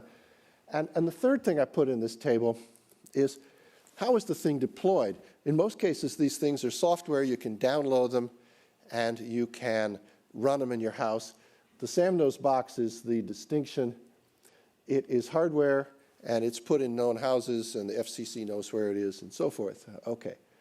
Now, in this context, what you want to do is, what is the drawback of various methods? The drawback of the SAMNOS method is, it's a piece of hardware. They have to get you to take it. They have to get it set up. It's got real issues in deployment. They have a few thousand of these boxes. Nick talked about doing measurement with his boxes. He's got a few hundred around. Casey does measurements. She's got a few hundred around. You could say, well, if you just download the software, you could have thousands and thousands and thousands of sites. But there are three issues in that space. And the first one is selection bias. Random people do not run speed tests. The people that run speed tests, in my experience, there are only two reasons you run a speed test. And the first one is you're cranky. It didn't work. You think you're going slow. So there is a tendency for people who think they may be having a bad experience to preferentially test. The other is you bought a gigabit link, and the only reason to buy a gigabit link is for bragging rights, because you don't need the speed. So they're going to run a test to see if it goes a gigabit. The second problem is, if you bought a gigabit, because I say you bought it for bragging rights, you know how fast it, but most people don't know how fast their network connection goes. And Comcast regularly sends me a note saying, we made your link faster. Be happy. Okay, fine, I'm happy. But if you said to me, exactly how fast does my link go today? I don't know. So how can I tell you whether I'm getting what's advertised? Okay.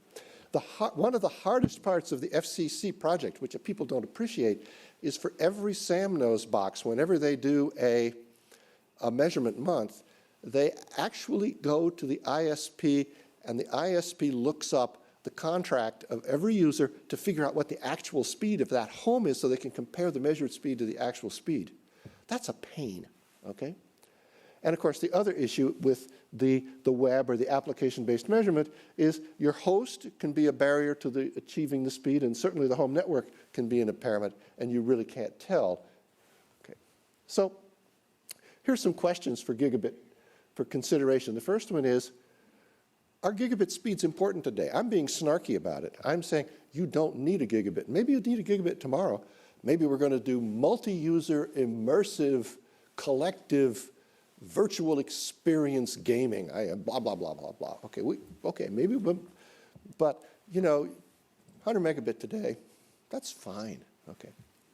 So the difference between 500 megabits and a gigabit today, and I'm saying this on the basis of experimentation, does not change the user experience. And that, I think, says, how should the market and the regulatory expectations evolve as these speeds evolve toward gigabits? And we had a workshop last summer, and we asked a bunch of ISPs, do you think you should be continuing to market speed as the flagship measure when you are capable of delivering speeds that are more than the consumer needs? And the room was absolutely divided. There were some people who said, we will never get away from marketing speeds because even though it's irrelevant to the consumer experience, it's a number they can understand, and if my number is bigger than yours, then they'll buy my product. And I have now heard people talking about 10 gigabits to the home. The other answer is, this is nonsense. We've got to get off that train and get on some other train, okay, in which we come up with some other measure that more usefully relates to the quality of the user experience. What changes need to occur in the measurement platforms? Okay, we've got to get all of these measurement tools to run a gigabit, and now somebody's trying to do 10 gigabits to the home. And of course, what should the research agenda be to address the technical and policy challenges in this space? And I want to stress, we are only talking about one little corner of the problem. We're not talking about interconnect. We're not talking about cross-layer stuff. We're just talking about this old-fashioned challenge question we've had of how fast does the link to my house go? Those graphs came from some papers. If you want to go look at the papers here, some citations, so you know where the data came from. We've been doing this stuff. I would stress, since Casey brought this point up, that one of the issues in this space is that everybody loves the pictures and nobody will pay us to do the work.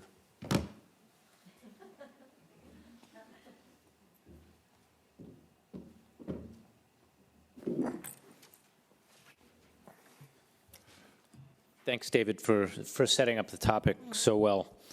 I'm going to spend the next 15 minutes or so talking about some experiences we've had in trying to measure internet access speed over the past 10 or 15 years and how those lessons might apply to the problems we're facing today. As David alluded to, the problem's a lot harder than it would appear. And someone, I think, before the panel asked me, how did you get into this area? Well, actually, someone dropped us a data set, and we thought we'd basically just plot some graphs and write a paper and move on. And it turns out that when you start getting pictures like the one David showed, it turns out, well, actually the data that you get indicates that this is actually a really hard problem. Here are a bunch of lessons that we learned. I'm going to go through each one of them in the next few minutes. Speed has many facets, okay? Second, different measurement techniques will measure different aspects of speed. Third, many factors limit the performance of a client-based speed test.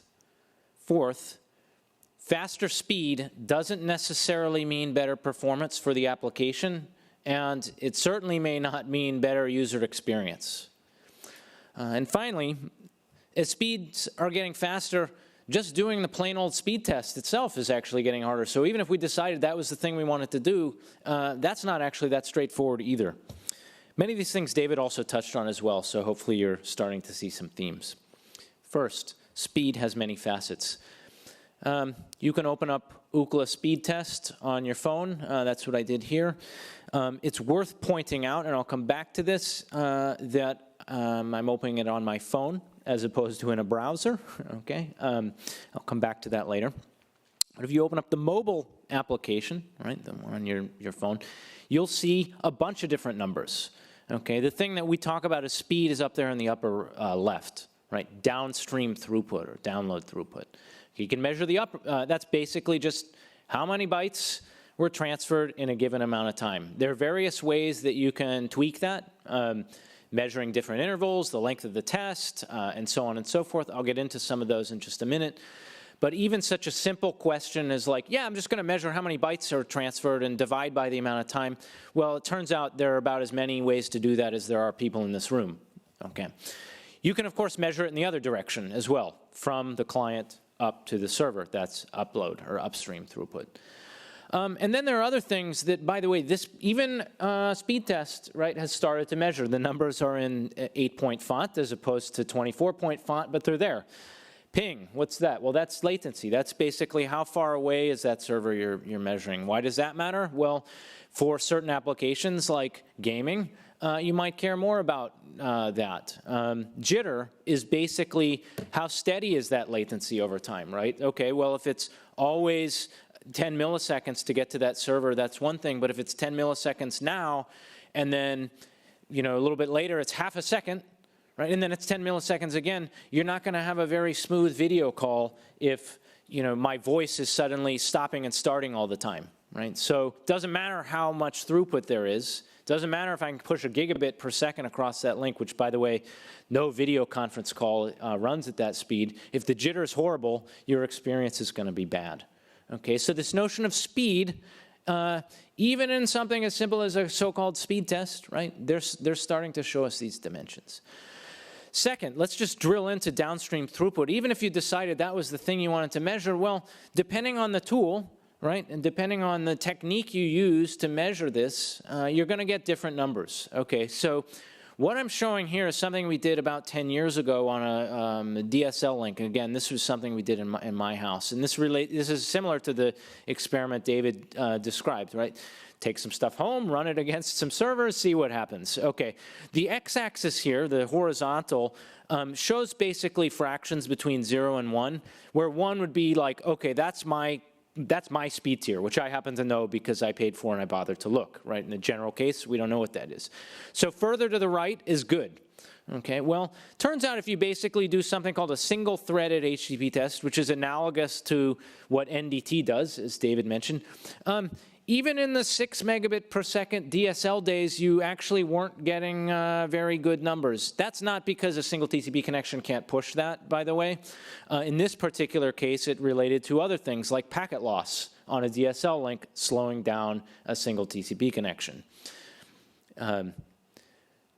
So even like 10 years ago or 15 years ago, we knew that using multiple TCP threads did a better job at fully exhausting that available capacity on the access link.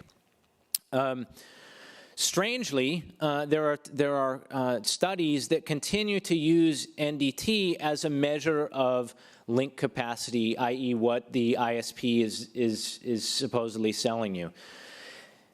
David actually mentioned a nice word. He said, the tools are broken, they don't work. Well, that's certainly one perspective. I would also say another way of looking at that is, well, all these tools are measuring something.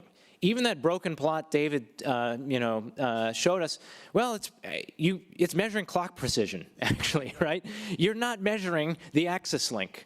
And the same thing goes for some of these other so-called speed tests. You're not measuring the access link. You are measuring something. You're measuring how fast a single TCP connection can transfer bytes over that link. And by the way, it's an old version of TCP. So you're measuring something, but the important thing, of course, is you want to match that up to a claim, right? If you're basically talking about measuring an access ISP link, that's actually not what the tool is measuring.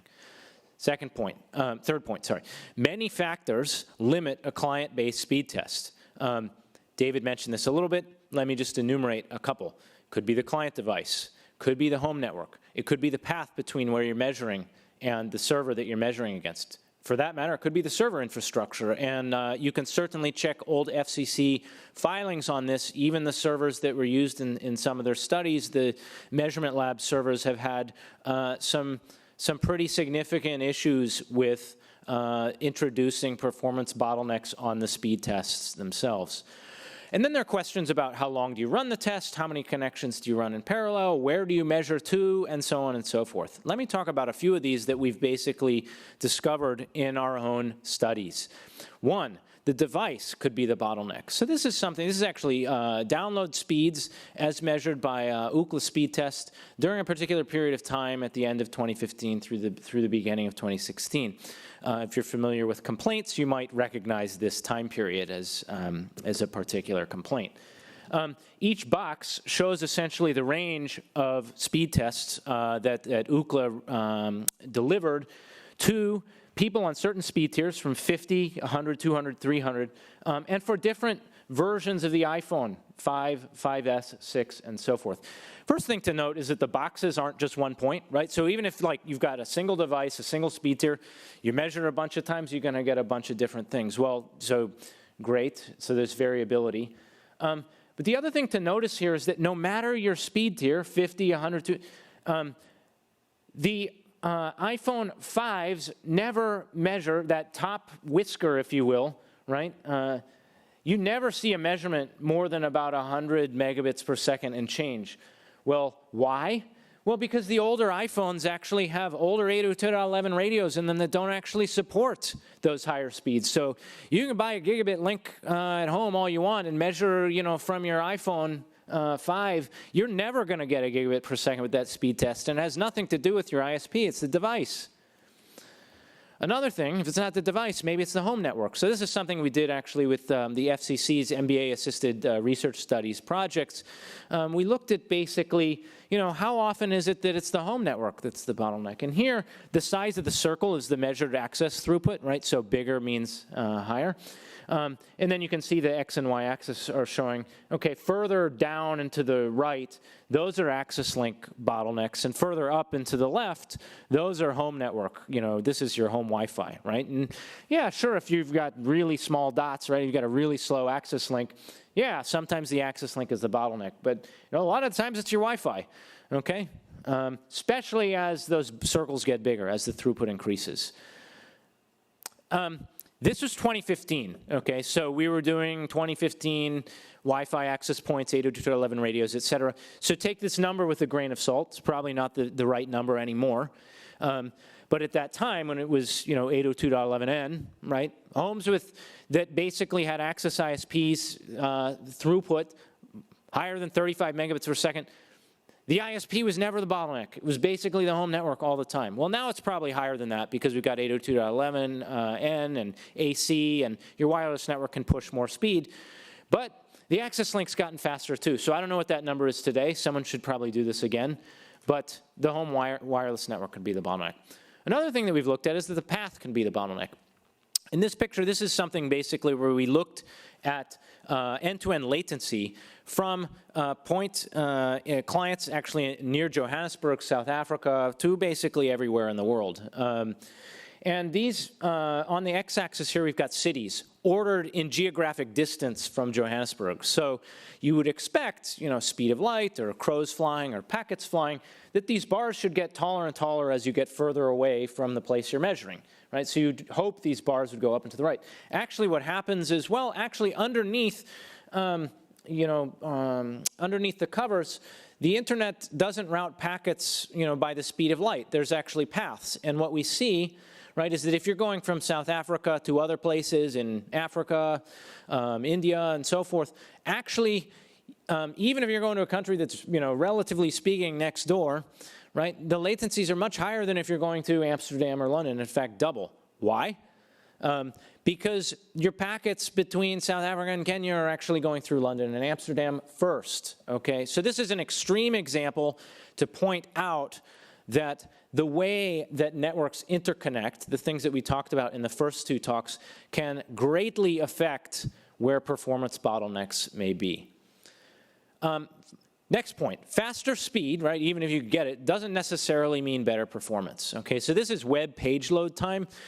Further to the bottom of the graph is better, right? Means basically less time to load the page, and this is a log scale. So basically, the further down you go, like the much better it, you know, it gets. And on the x-axis, the horizontal, we have the speeds as we have measured them with our speed test. Okay, so as you go to the right, you're getting faster. Well, you know, basically you might expect that these lines would go down and to the right because, hey, faster is better, right? Like that means, you know, faster ISP speed means faster web, all good, right? Well, no, it actually flattens out. And we saw that for many sites, right, that actually the time to load the web page doesn't actually get any better after about 16 megabits per second. Again, we did this study in about 5 years ago, so the specific numbers, of course, may have changed. You know, web pages have gotten actually more complicated as well. But the point being that, to quote David, more is better up to a point, right? That point still holds. Okay. Here's basically what this look, you know, this is today's version of this. On the x-axis, horizontal, we have our measurements of capacity. How fast are these access links? And on the y-axis, we have, you know, how much traffic, you know, how fast are these applications pushing that access link? What's the max, okay? So most of the time they're not even pushing these rates. But the main thing to take away from this plot is that these applications are not maxing out the access link. So this is David's point. You don't need more than 100 or 200 megabits per second to stream any of these applications, right? They're not even using it, okay? So what do? Well, we can focus on user experience instead, right? That's going to depend a lot on what application you're using, right? But let's talk about video for a second. Well, you know, how long does it take to start playing? What's the resolution of the video? Does it change? Does it, you know, does it suddenly, you know, go from awesome to really grainy and choppy? Well, you know, the changes may be something we care about. Does it stop completely or rebuffering? We know that's basically frustrating, right? So these are the things that we can care, you know, that we may care about as users, right? I just want the internet to work. I want my video stream to be good. How does this map to performance? We don't really know yet, okay? So that remains an open question. As speeds get faster, of course, you know, measuring the speed itself actually gets harder, right? The conventional tests, like let's just shove a bunch of data and measure how much time. Well, okay, the faster link means more data. As David pointed out already, the faster access link means the bottlenecks are moving elsewhere. And it used to be simple, right? The bottleneck link was the access ISP. Well, the access link ISP gets bigger. Now the bottleneck could be anywhere. Could be your home Wi-Fi. Could be the device. It could be the path. It could be the server, right? And it is, not just could be. I've given you some examples where it is the bottleneck. Okay, and the apps don't even need it, right? Okay, so here's basically a thought experiment and sort of a charge for the future. I posit that a lot of what we're going to need to do is actually not just active performance testing, but actually passive measurement, right? Let's basically watch what these applications are doing on the user access link and try to figure out basically how good they are. That's hard, right? Because there are things we can measure, We can measure, packet loss and speeds, et cetera. But the things that I mentioned that we care about, startup delay, rebuffering, resolution, first of all, you got to infer them. That's hard. Second of all, it's different for every application, even if you can infer it. We've built an application that basically does, some of this. We've basically started monitoring, passively, and we can identify like, hey, that's a Netflix stream, that's a YouTube stream. Here's how fast those are going. Here are the bit rates. Okay, fine. We can tell you that someone's streaming YouTube or Facebook or Hulu or whatever, and it's going this fast. But, well, does that have anything to do with performance? We don't know because, maybe they're streaming to a handset. Maybe they're streaming to a 4K TV. So there are a lot of unanswered questions there. Here's my summary of points. Thank you very much for your time.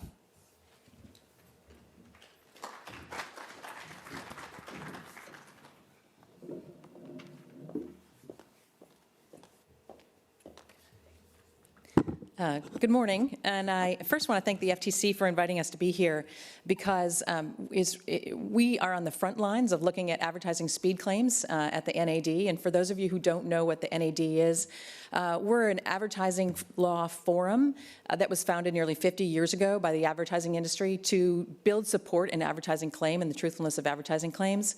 And we look at claims that are brought by competitors and also in claims that are brought by, that we open on our own initiative based on consumer complaints and evaluate the claims to see whether or not they're truthful. We have been heavily used by the telecommunications industry to resolve claims about the truthfulness of their advertising. And we've looked at a wide variety of claims, including lots and lots of speed claims. We've also looked at claims about coverage and reliability and try and set industry standards that the industry follows.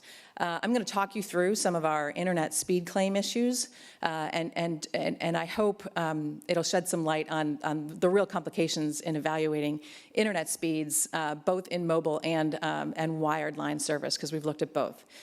So first, I do want to give the industry some credit. They have heavily used NAD as a forum for resolving their advertising disputes. They have the option to go to court. They have the option to complain to regulators if they think a competitor's advertising is not truthful. But they've leaned heavily on the National Advertising Division, and it includes nearly all telecommunications providers, both wired and wireless service providers, AT&T, Verizon, Sprint, T-Mobile, Comcast, Charter, DirecTV, Dish, Frontier. We've also had challenges by Cablevision and some of the providers who've been gobbled up over the years.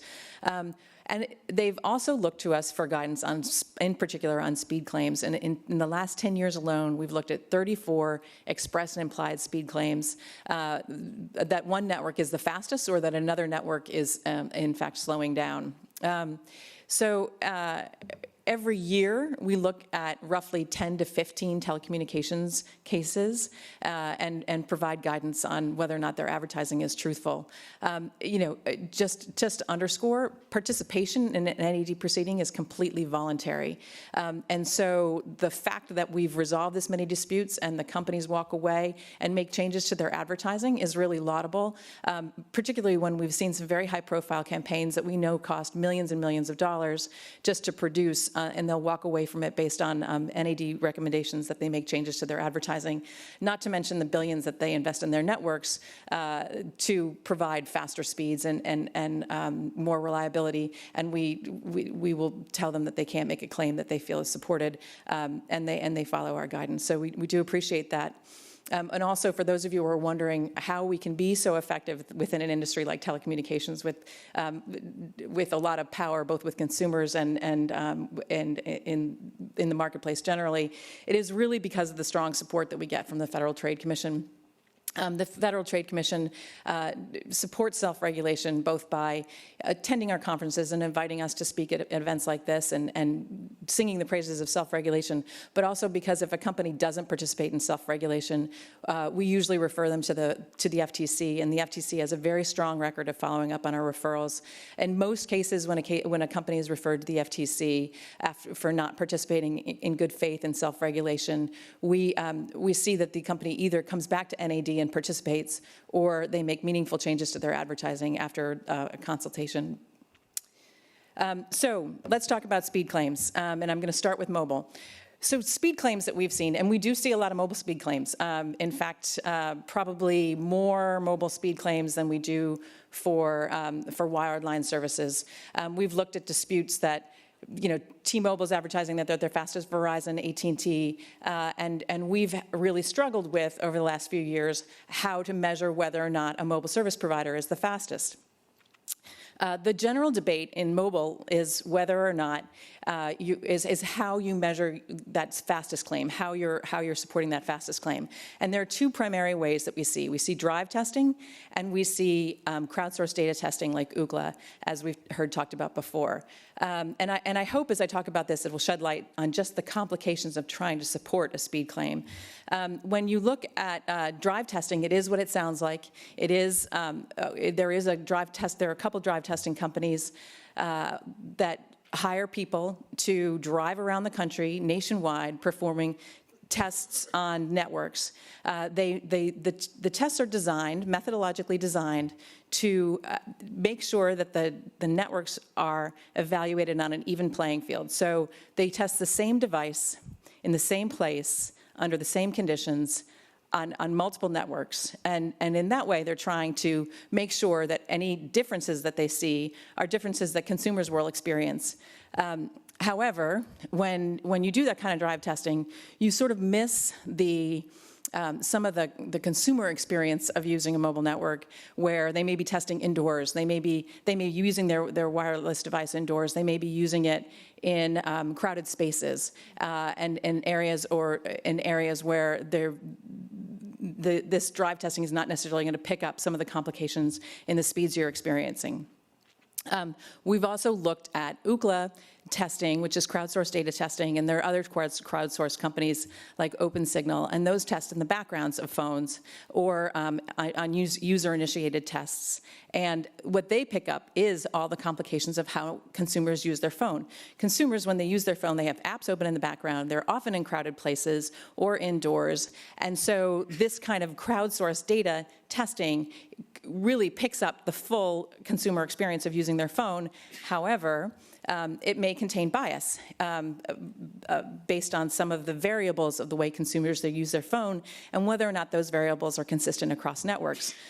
For instance, we know that some devices work better on some networks than others. And in fact, Nick just talked about how the iPhone 5 can't achieve certain speeds.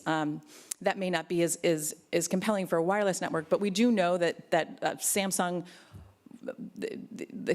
Galaxy S9, at least at one time, worked faster on most networks than others. So if more T-Mobile users have Samsung Galaxy S9s, they're going to register faster speeds because that device is faster. So we're concerned about using crowdsourced data to support a speed claim because of those potential biases. Also, wireless providers deprioritize users and based on data limits if you have an unlimited data plan. And the percentage of your users who may have reached those data thresholds are also a concern to us, as is coverage in rural areas, which is generally not as fast as coverage in metropolitan areas, and rural coverage is often slower because they haven't installed 4G or 4G LTE service to those rural neighborhoods. So what have we done given this conflict in the testing? For one thing, and I'm going to report on this now, after hearing the experts before me say that speeds aren't everything. In a recent case, T-Mobile was claiming to be the best unlimited network, not the fastest, the best unlimited network, and they were primarily relying on speed test data. And we did say that speeds aren't everything, so I feel kind of validated by the remarks before. But we said speeds aren't everything, and you can't support a best unlimited plan claim, a best unlimited network claim on speed testing alone. We've also looked at crowdsourced data and found it could support a claim about whether or not T-Mobile, again, was less likely to slow down. So they presented crowdsourced data demonstrating that they were delivering 4G LTE speeds to their customers 80% of the time, and that was a higher percentage than competing providers. And so in that circumstance, we said this crowdsourced data, which picks up really the variability of the way consumers use their phone does in fact seem like a reasonable basis to support a claim that you're less likely to slow down. However, a couple years later, just in 2018, we looked at advertising by Sprint, which claimed that it was denigrating advertising towards Verizon. They were saying Verizon is now offering unlimited, and have you noticed how much your phones are slowing down? Not surprisingly, Verizon challenged that advertising. Sprint attempted to support its claim by sharing crowdsourced data with us from Ookla and OpenSignal, which they felt demonstrated that the Verizon network was in fact slowing down.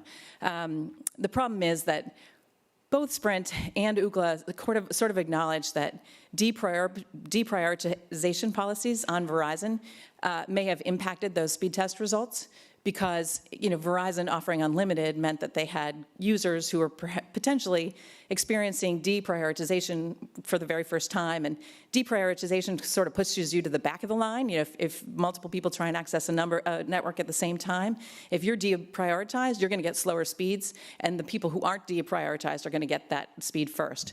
So in that case, we recommended that the claim that Verizon was slowing down be discontinued.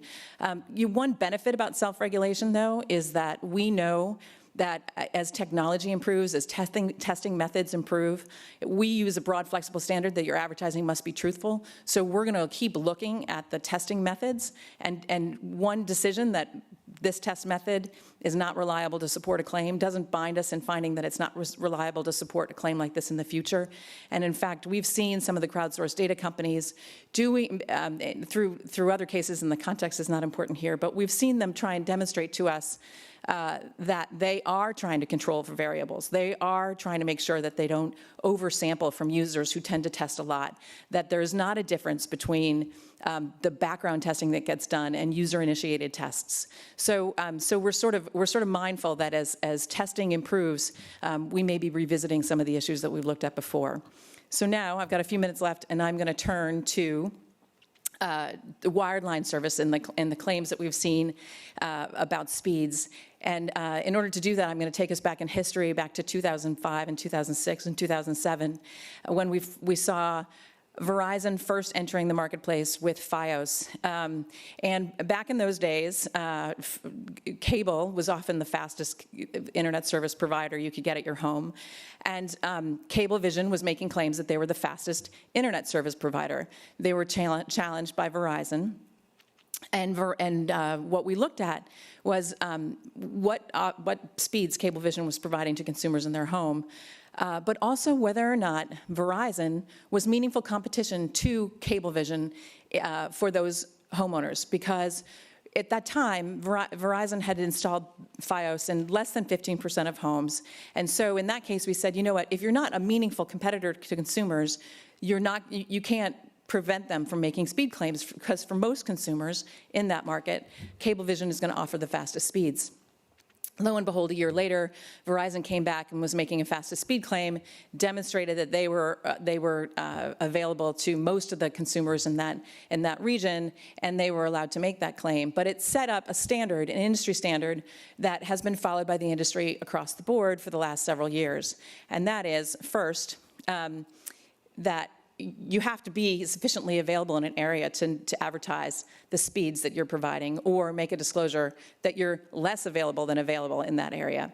And second, you can advertise that your fastest speed it makes you the fastest in a particular area. So we may be part of the reason why we're seeing gigabit speeds being advertised across the board when consumers don't really need them, because what we've seen over the years is as one provider builds up his network to a degree where they're able to advertise that they're the fastest, that gives them a competitive advantage in the marketplace that they benefit from. It does provide additional complications, though, for consumers, because now that you can buy many, many different tiers of service, there are misleading messages that can creep into your advertising that we've seen. And a lot of guidance that we've provided to wireline providers is that if you're going to advertise that you're the fastest, you can't tie that to some of your pricing claims. So if you're offering a triple play for $99.99, like we saw Comcast doing for many years. You can't tie that to the fastest speeds that you provide, because even if you're the fastest, and at that time I think they were offering 500 megabit service, you're not going to be you're not the fastest at 90 with the triple play. You have a different product that you're advertising at $99.99. So you have to separate those claims, and you have to make it clear that your fastest service is not for $99.99. We've seen a variety of challenges around that over the years. We've also seen claims about what speeds a service provider delivers that are based on aggregated data, which is data which is aggregated across speed tiers. So but you're not delivering a speed across a speed tier, or you're not delivering a speed to consumers. Well, let me take a step back for a second. What consumers take away from who's delivering the fastest speeds is, what speed am I going to get? So what we've tried to make sure that the internet service providers do is, in fact, share with consumers that if they are aggregating their speed test data, that they disclose that to consumers. So my time is just about up. I see my sign. But I just want to thank the FTC again and really give the telecom community some credit for the work that they've done to set consistent industry standards by using self-regulation, and make it clear that I'm not trying to pick on any of them up here. We view all telecom providers who come to us as good faith players. Thank you.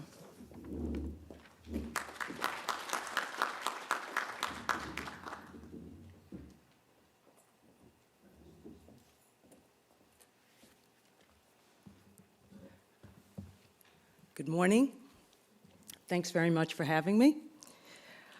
In my experience, when faced with complex regulatory problems, it's often the case that we become somewhat myopic, losing focus on the generalities that apply to markets and exchange more broadly. So when claims are potentially deceptive, misleading, unfair, it's useful to review what we know about consumers and advertising.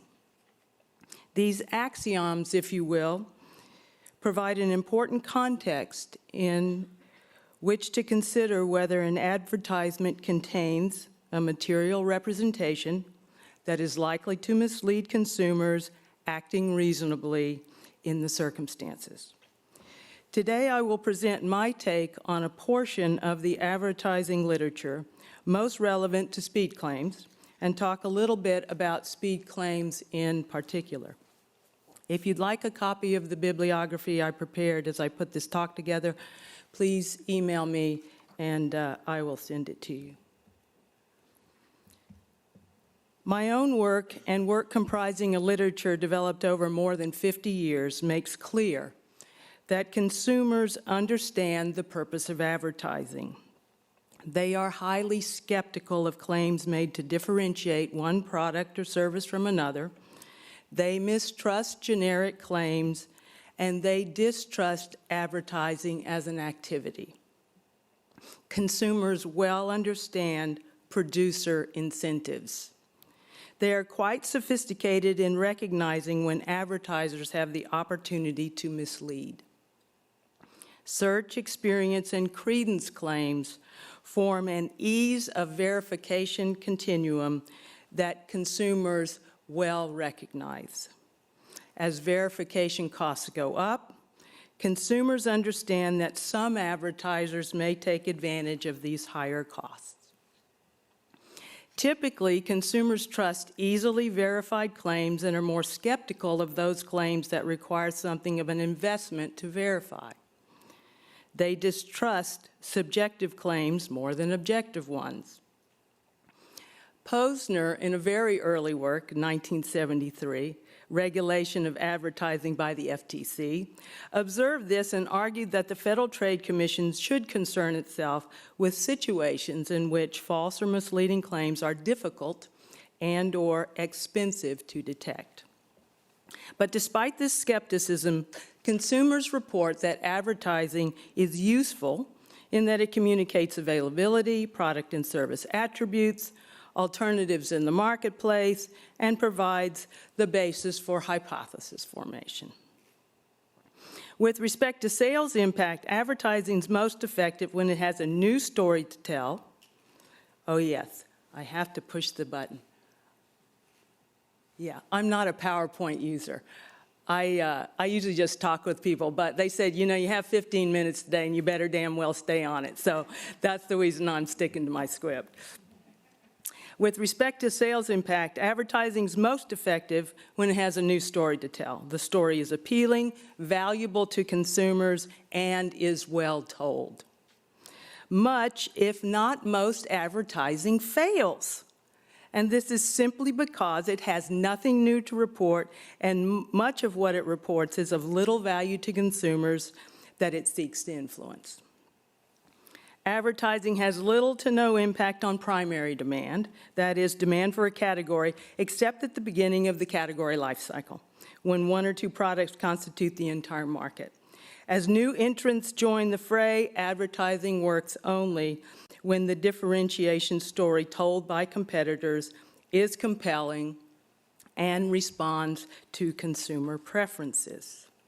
When advertising works, it works because it's communicated information of value to consumers, and sometimes even small numbers of information-sensitive consumers can affect price, quality, etc. of offerings and even market structure. We see this in the consumer complaint literature and studies that examine market dynamics when new advertising content or other information is introduced in markets. Commentators and social scientists increasingly argue that the internet has shifted the balance of at least information power from producers to consumers. In a number of industries, this is certainly true. Producer-provided information acquisition, information about product service, distribution, service delivery, pricing, and producer communications has never been easier.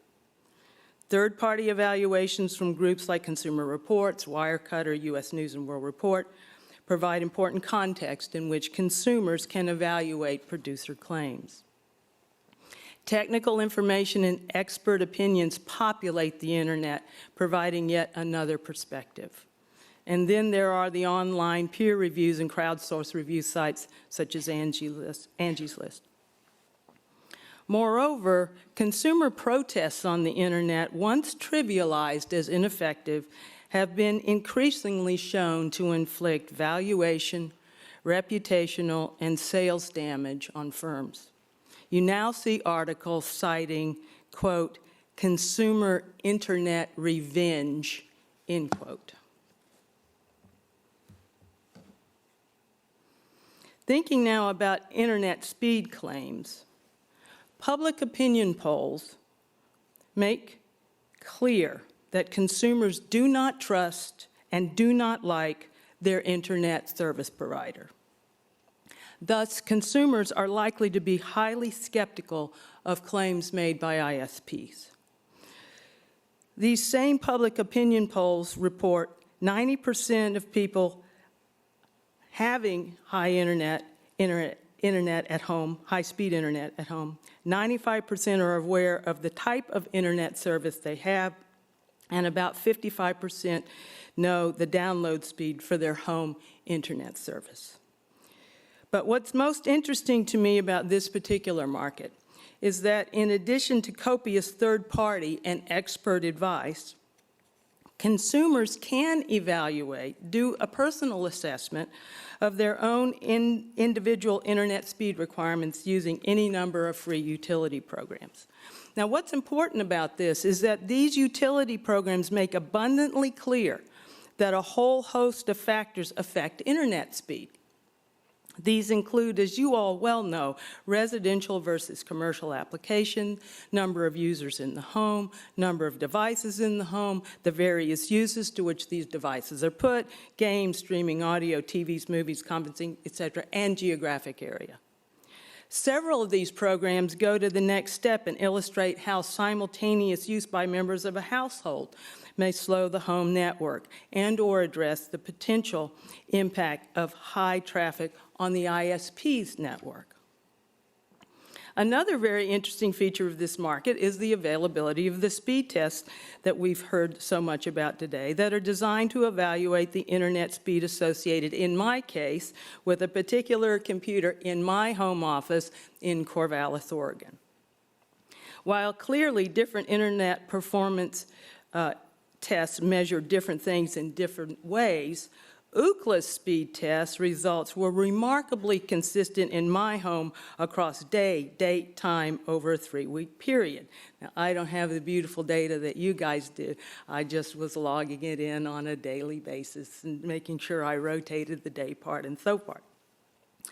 But what's interesting is that this consistent speed was just under, and it was very consistent, my consistent speed was just under the speed that we purchased from our ISP. In fact, a conversation with our ISP suggested that we would typically experience a speed about 5 to 10 megabits per second slower than the contract number conveyed to us formally as, quote, up to 150 megabits per second, end quote. And I was very happy to have only bought 150 given the discussion that we had today. I don't want to buy stuff that I don't need. It turns out I did experience 150 on occasion, but my download results were more typically 140 to 149, in line with the sales talk I experienced from the provider. I offer these ungeneralizable results simply to illustrate what an interesting example of up to claims internet speed claims are. Unlike many, maybe most up to claim situations, consumers in this context can come to appreciate the many factors that do in fact affect internet speed. Factors that are not directly under the control of the ISP, and they can run tests to determine typical versus peak speeds. The net impact of up to claims has always been difficult to evaluate. Joel Winston, one of your former BCP colleagues, did a great job summarizing these issues in a piece he wrote in 2012. And the Federal Trade Commission has certainly challenged the notion that what advertisers are conveying with a phrase such as up to is that individual consumers' results will vary, and the stated figure is a best-case scenario not everyone will obtain. But in the internet speed context, it's going to be very interesting to determine whether consumers actually misinterpret this up-to speed claim or take them to be what they apparently are, claims that, at least in my case, accurately set expectations. Thanks very much.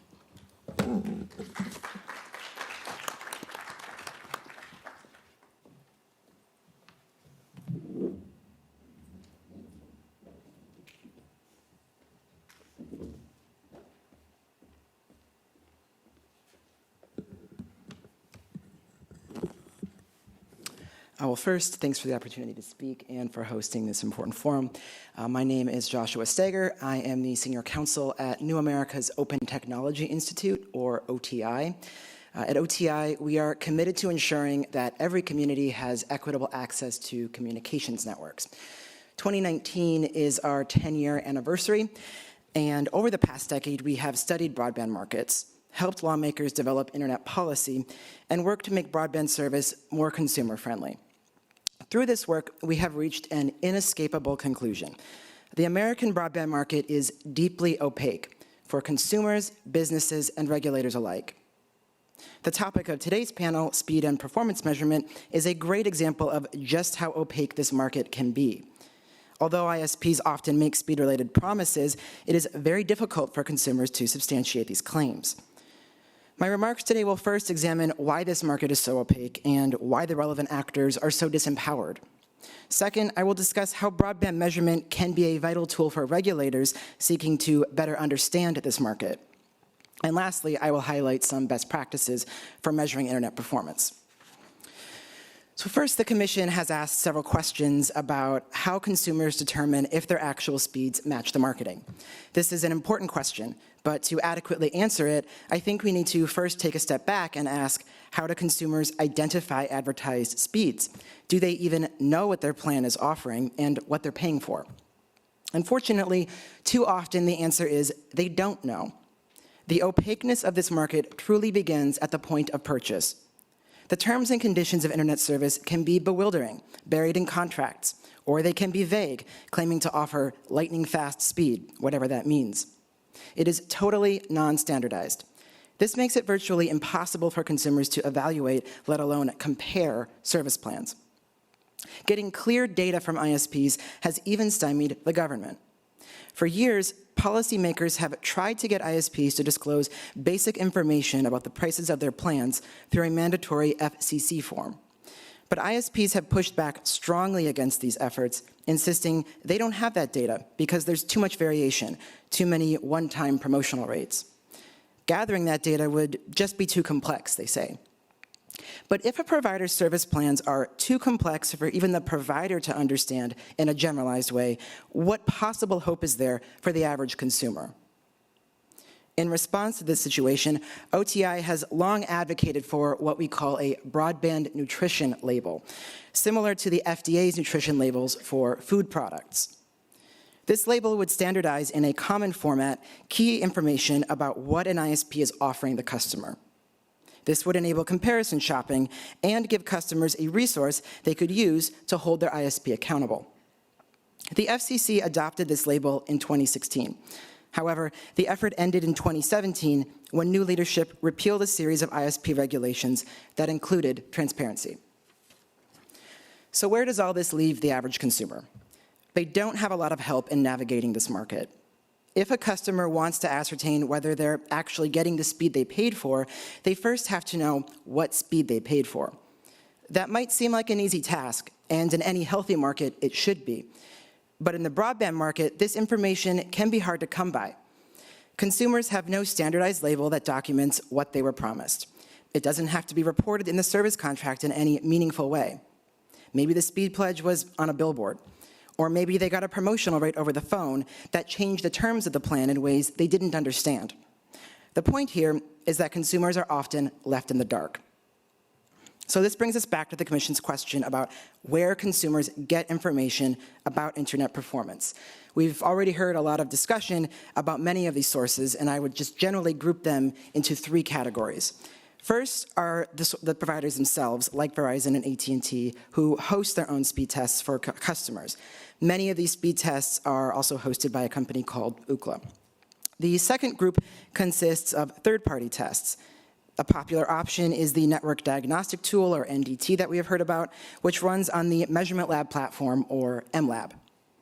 MLab is the largest open-source internet measurement effort in the world. They collect approximately 2 million measurements per day, producing a global data set that keeps growing. It is run by a consortium of research, industry, and public interest partners. OTI was a founding member of this consortium. At a high level, these tests operate on similar principles and have similar user experiences, but they can produce different results due to different methodologies. The final source of information is one that perhaps only the most informed consumers might turn to, the FCC, which publishes the Measuring Broadband America report on internet performance. However, this is not necessarily written for consumers and doesn't offer the kind of individualized results a consumer might seek. With these general sources of information established, the question becomes, what can the average person do with this information? If the test identifies a problem, say their speeds aren't matching the advertised claim, can the average person determine the cause of the problem and fix it? This, unfortunately, is where things truly start to break down for the American broadband consumer. Connecting these dots is no easy task.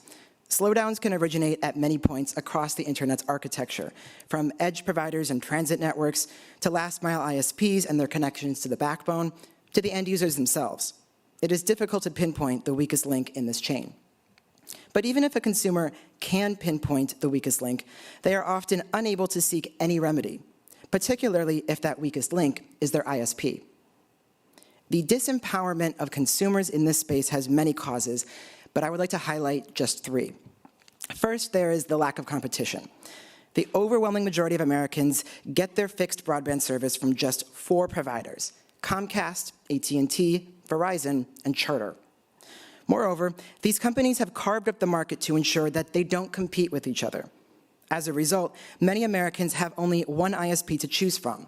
The lucky ones get 2. This robs the market of the primary way in which consumers hold companies accountable, by voting with their wallets and taking their business elsewhere.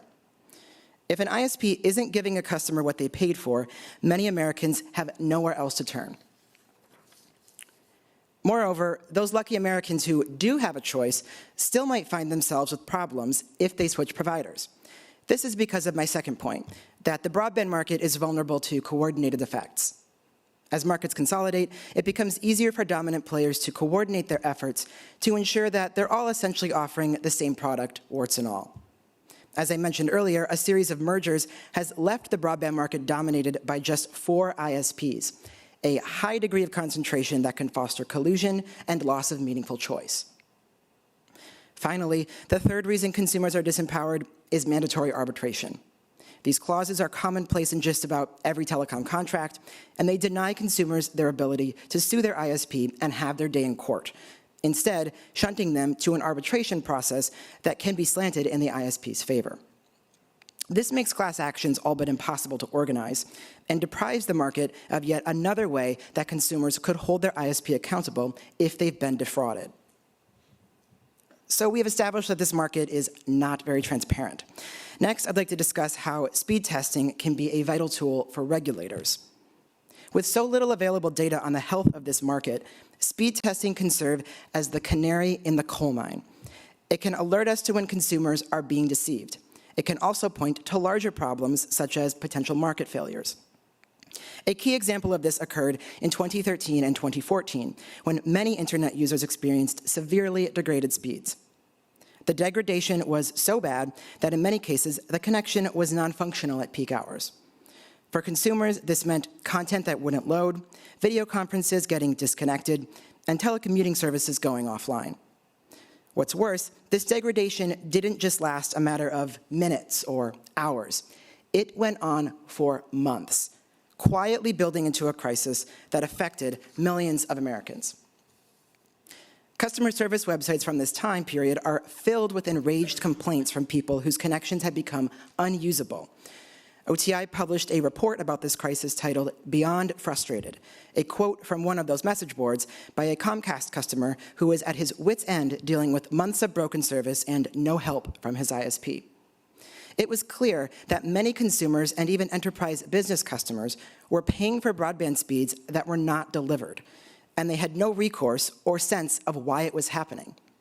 So what was happening? In a nutshell, it appears that there was a breakdown in interconnection, which we've heard a lot about, but quick refresher for people who maybe missed the earlier speeches. Interconnection is the point at which last-mile networks like AT&T and Comcast hand off their traffic to the complex array of other networks that comprise the backbone of the internet.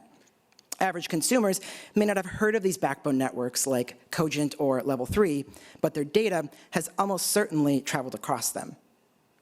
If both sides don't agree to routinely upgrade their side of interconnection, the ports can become congested and create huge bottlenecks.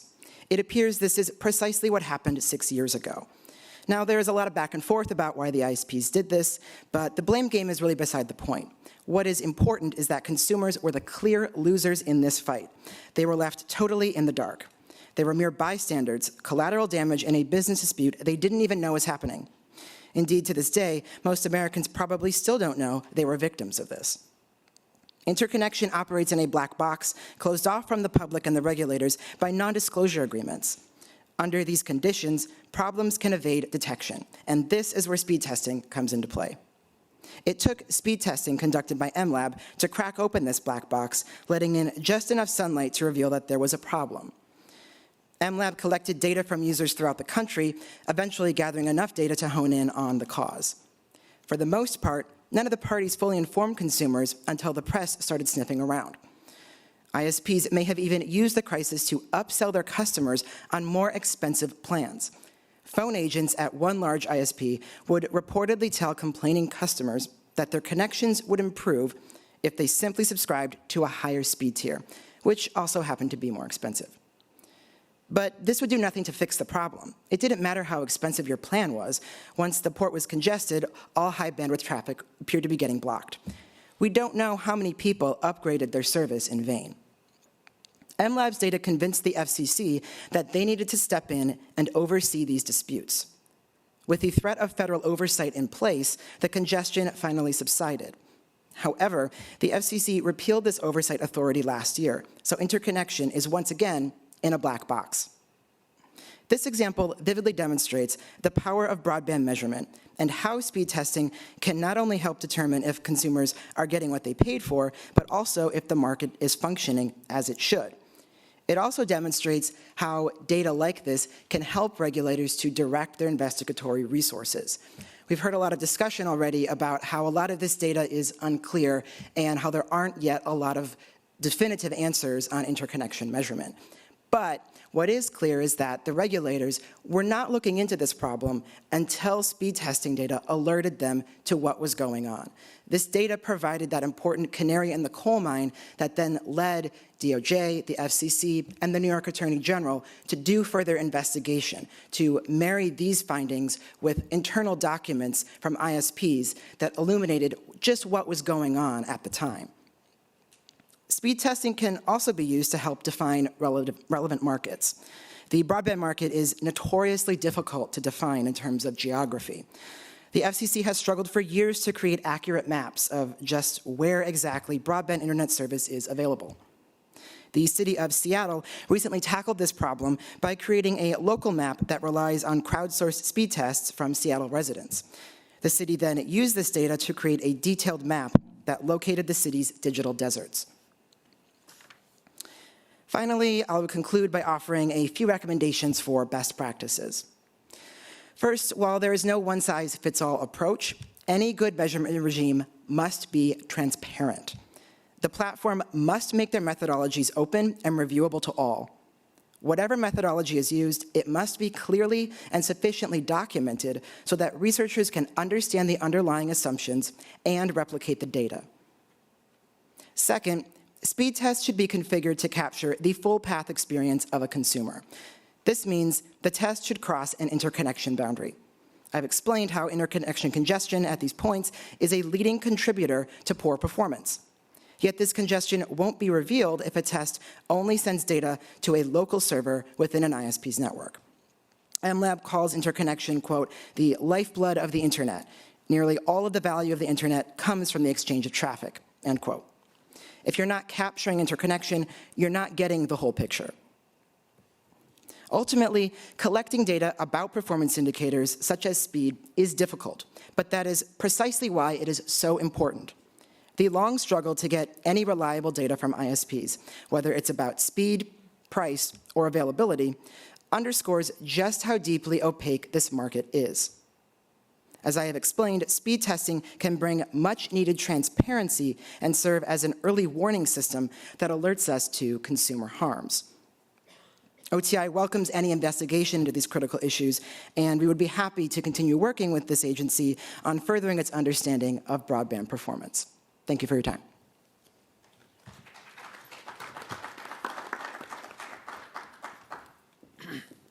Thank you very much to all of our speakers. I think this is all incredibly interesting, and really what I'm certainly taking away is that there are different views, there are some common views, but it's all incredibly complex.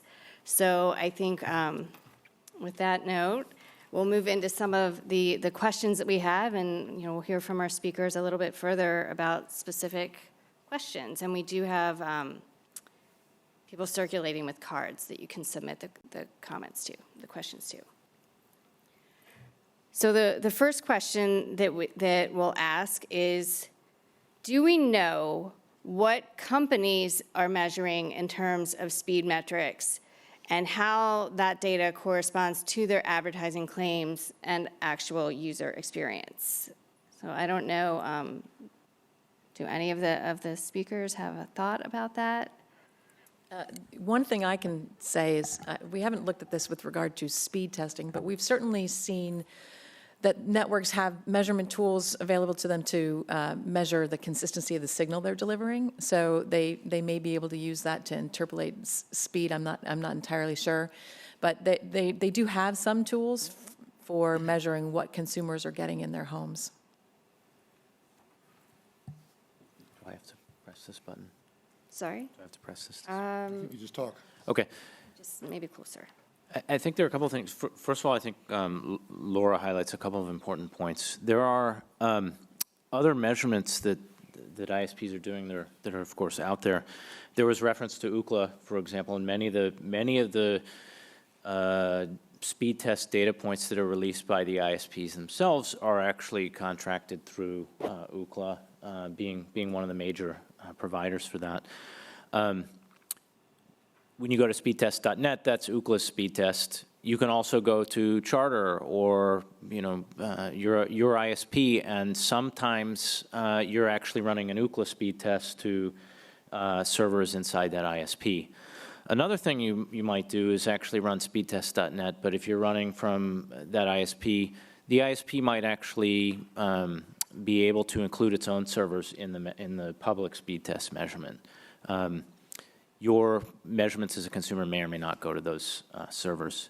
One final point. In addition to the speed testing, it is worth pointing out that to some degree, ISPs have released information about the capacity of the interconnects in various levels of aggregation. Not on individual links or interconnects, unfortunately, but from what we can see from the public data, we can certainly see that capacity is being added to these interconnects on a very regular basis in the last 6 years. So the story that interconnects are widely congested is a pretty old one. That certainly might have been the case in 2013, 2014. I'm sure you can find some congested interconnects out there. There are some I could certainly tell you about. That is not the norm these days. And I think one thing we could certainly do is ask for more fine-grained data on that point, but even the public data on that suggests that capacity to interconnect is certainly being added. I would just add, back to your core question about the transparency from the companies, that they have not been transparent on the methodologies to the level of granularity that I discussed. Researchers have not been able to get the specific metrics that these companies are using or even determine what they're using in a manner that allows them to replicate that data. A lot of what the methodologies they're using are just not out there. And we've seen this also in the context of what kind of performance data the companies are willing to give over to the regulators, and specifically the FCC. Looking at the Measuring Broadband America program, for example, there have been a lot of criticisms of just what methodology was used there and where the data is coming from, and people just don't know. Also, a lot of what's actually in the public domain about interconnection and about these speed claims comes from various regulatory proceedings where this information really had to be compelled from the ISPs, in particular through 3 merger reviews in 2015 and 2016 by the FCC and DOJ, where there really was a long fight to get some of this information out, even under protective order. So I think we have a long way to go in terms of getting the kind of transparency that we need from these companies. Okay, thank you. So we have a question that is directed to Josh, but obviously if others want to weigh in after, that works well also. So the question is starts by commenting on the fact that coordinated effects typically occur when the product offerings are standardized. And it's much more difficult for firms that sell complicated products with many features to coordinate. So how do you square the points that you've made about consumers having trouble comparing offers from the ISPs because the offers are not standardized with, on the flip side, ISPs successfully coordinating on price, and how do you square that? Yep. Sure. It's a good question. So, really the coordinated effects that I was referencing and that were most concerning do go back to these interconnection disputes that I discussed. So, what the data was showing was that this interconnection congestion was really only happening on the 4 largest ISPs, suggesting that market share might be a factor here. And in particular, this congestion started around the same time on all 4 of these networks, and then also disappeared very quickly after disputes were resolved through contractual announcements. So this has the appearance of some kind of coordination. Of course, we couldn't see that just from the data. The New York Attorney General later investigated this and got internal documents from Time Warner Cable, which is now Charter, and found a lot of evidence that the companies knew they were working together and that they knew it was a game of chicken, I believe was the exact quote from some of the internal emails. But a lot of that context came from subsequent investigations that just showed just how vulnerable this market really is to that kind of effect. If I could just follow up on that. A lot of the comments we're hearing assume that the access ISP should be in the crosshairs. And while that may or may not be the case, I think it's worth kind of going back to some of the earlier discussions we had where there are other parties in this particular picture. There is the content provider who has a lot of traffic to deliver. But let's not forget the transit provider. Let's not forget Cogent, who, by the way, a lot of the paths between those NDT tests and MLab servers happen to traverse Cogent. Cogent's in the business of selling very cheap transit. And by the way, they're competing with other transit providers. So they have a pretty good incentive to sell rock-bottom transit prices and accept video traffic at those prices. And they have an incentive to run those links at pretty high capacity. And they have an incentive to make it appear as though the problem is somebody else's.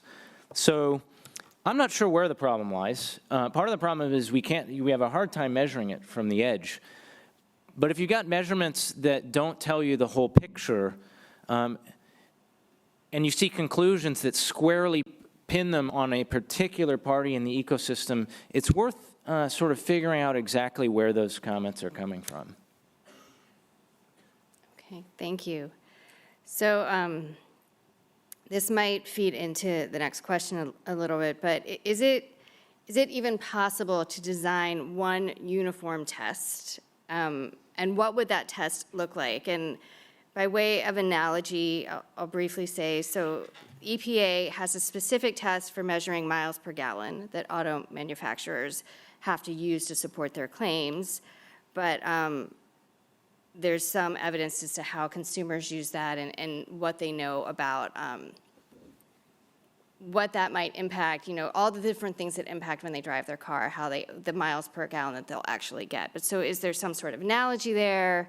And really, is there a test that could correspond to this industry that would allow us to get better information to cover the issues we've discussed? And does anyone? Yeah. It seems to me that the FCC, by working with SAMNOS to do the Measuring Broadband America,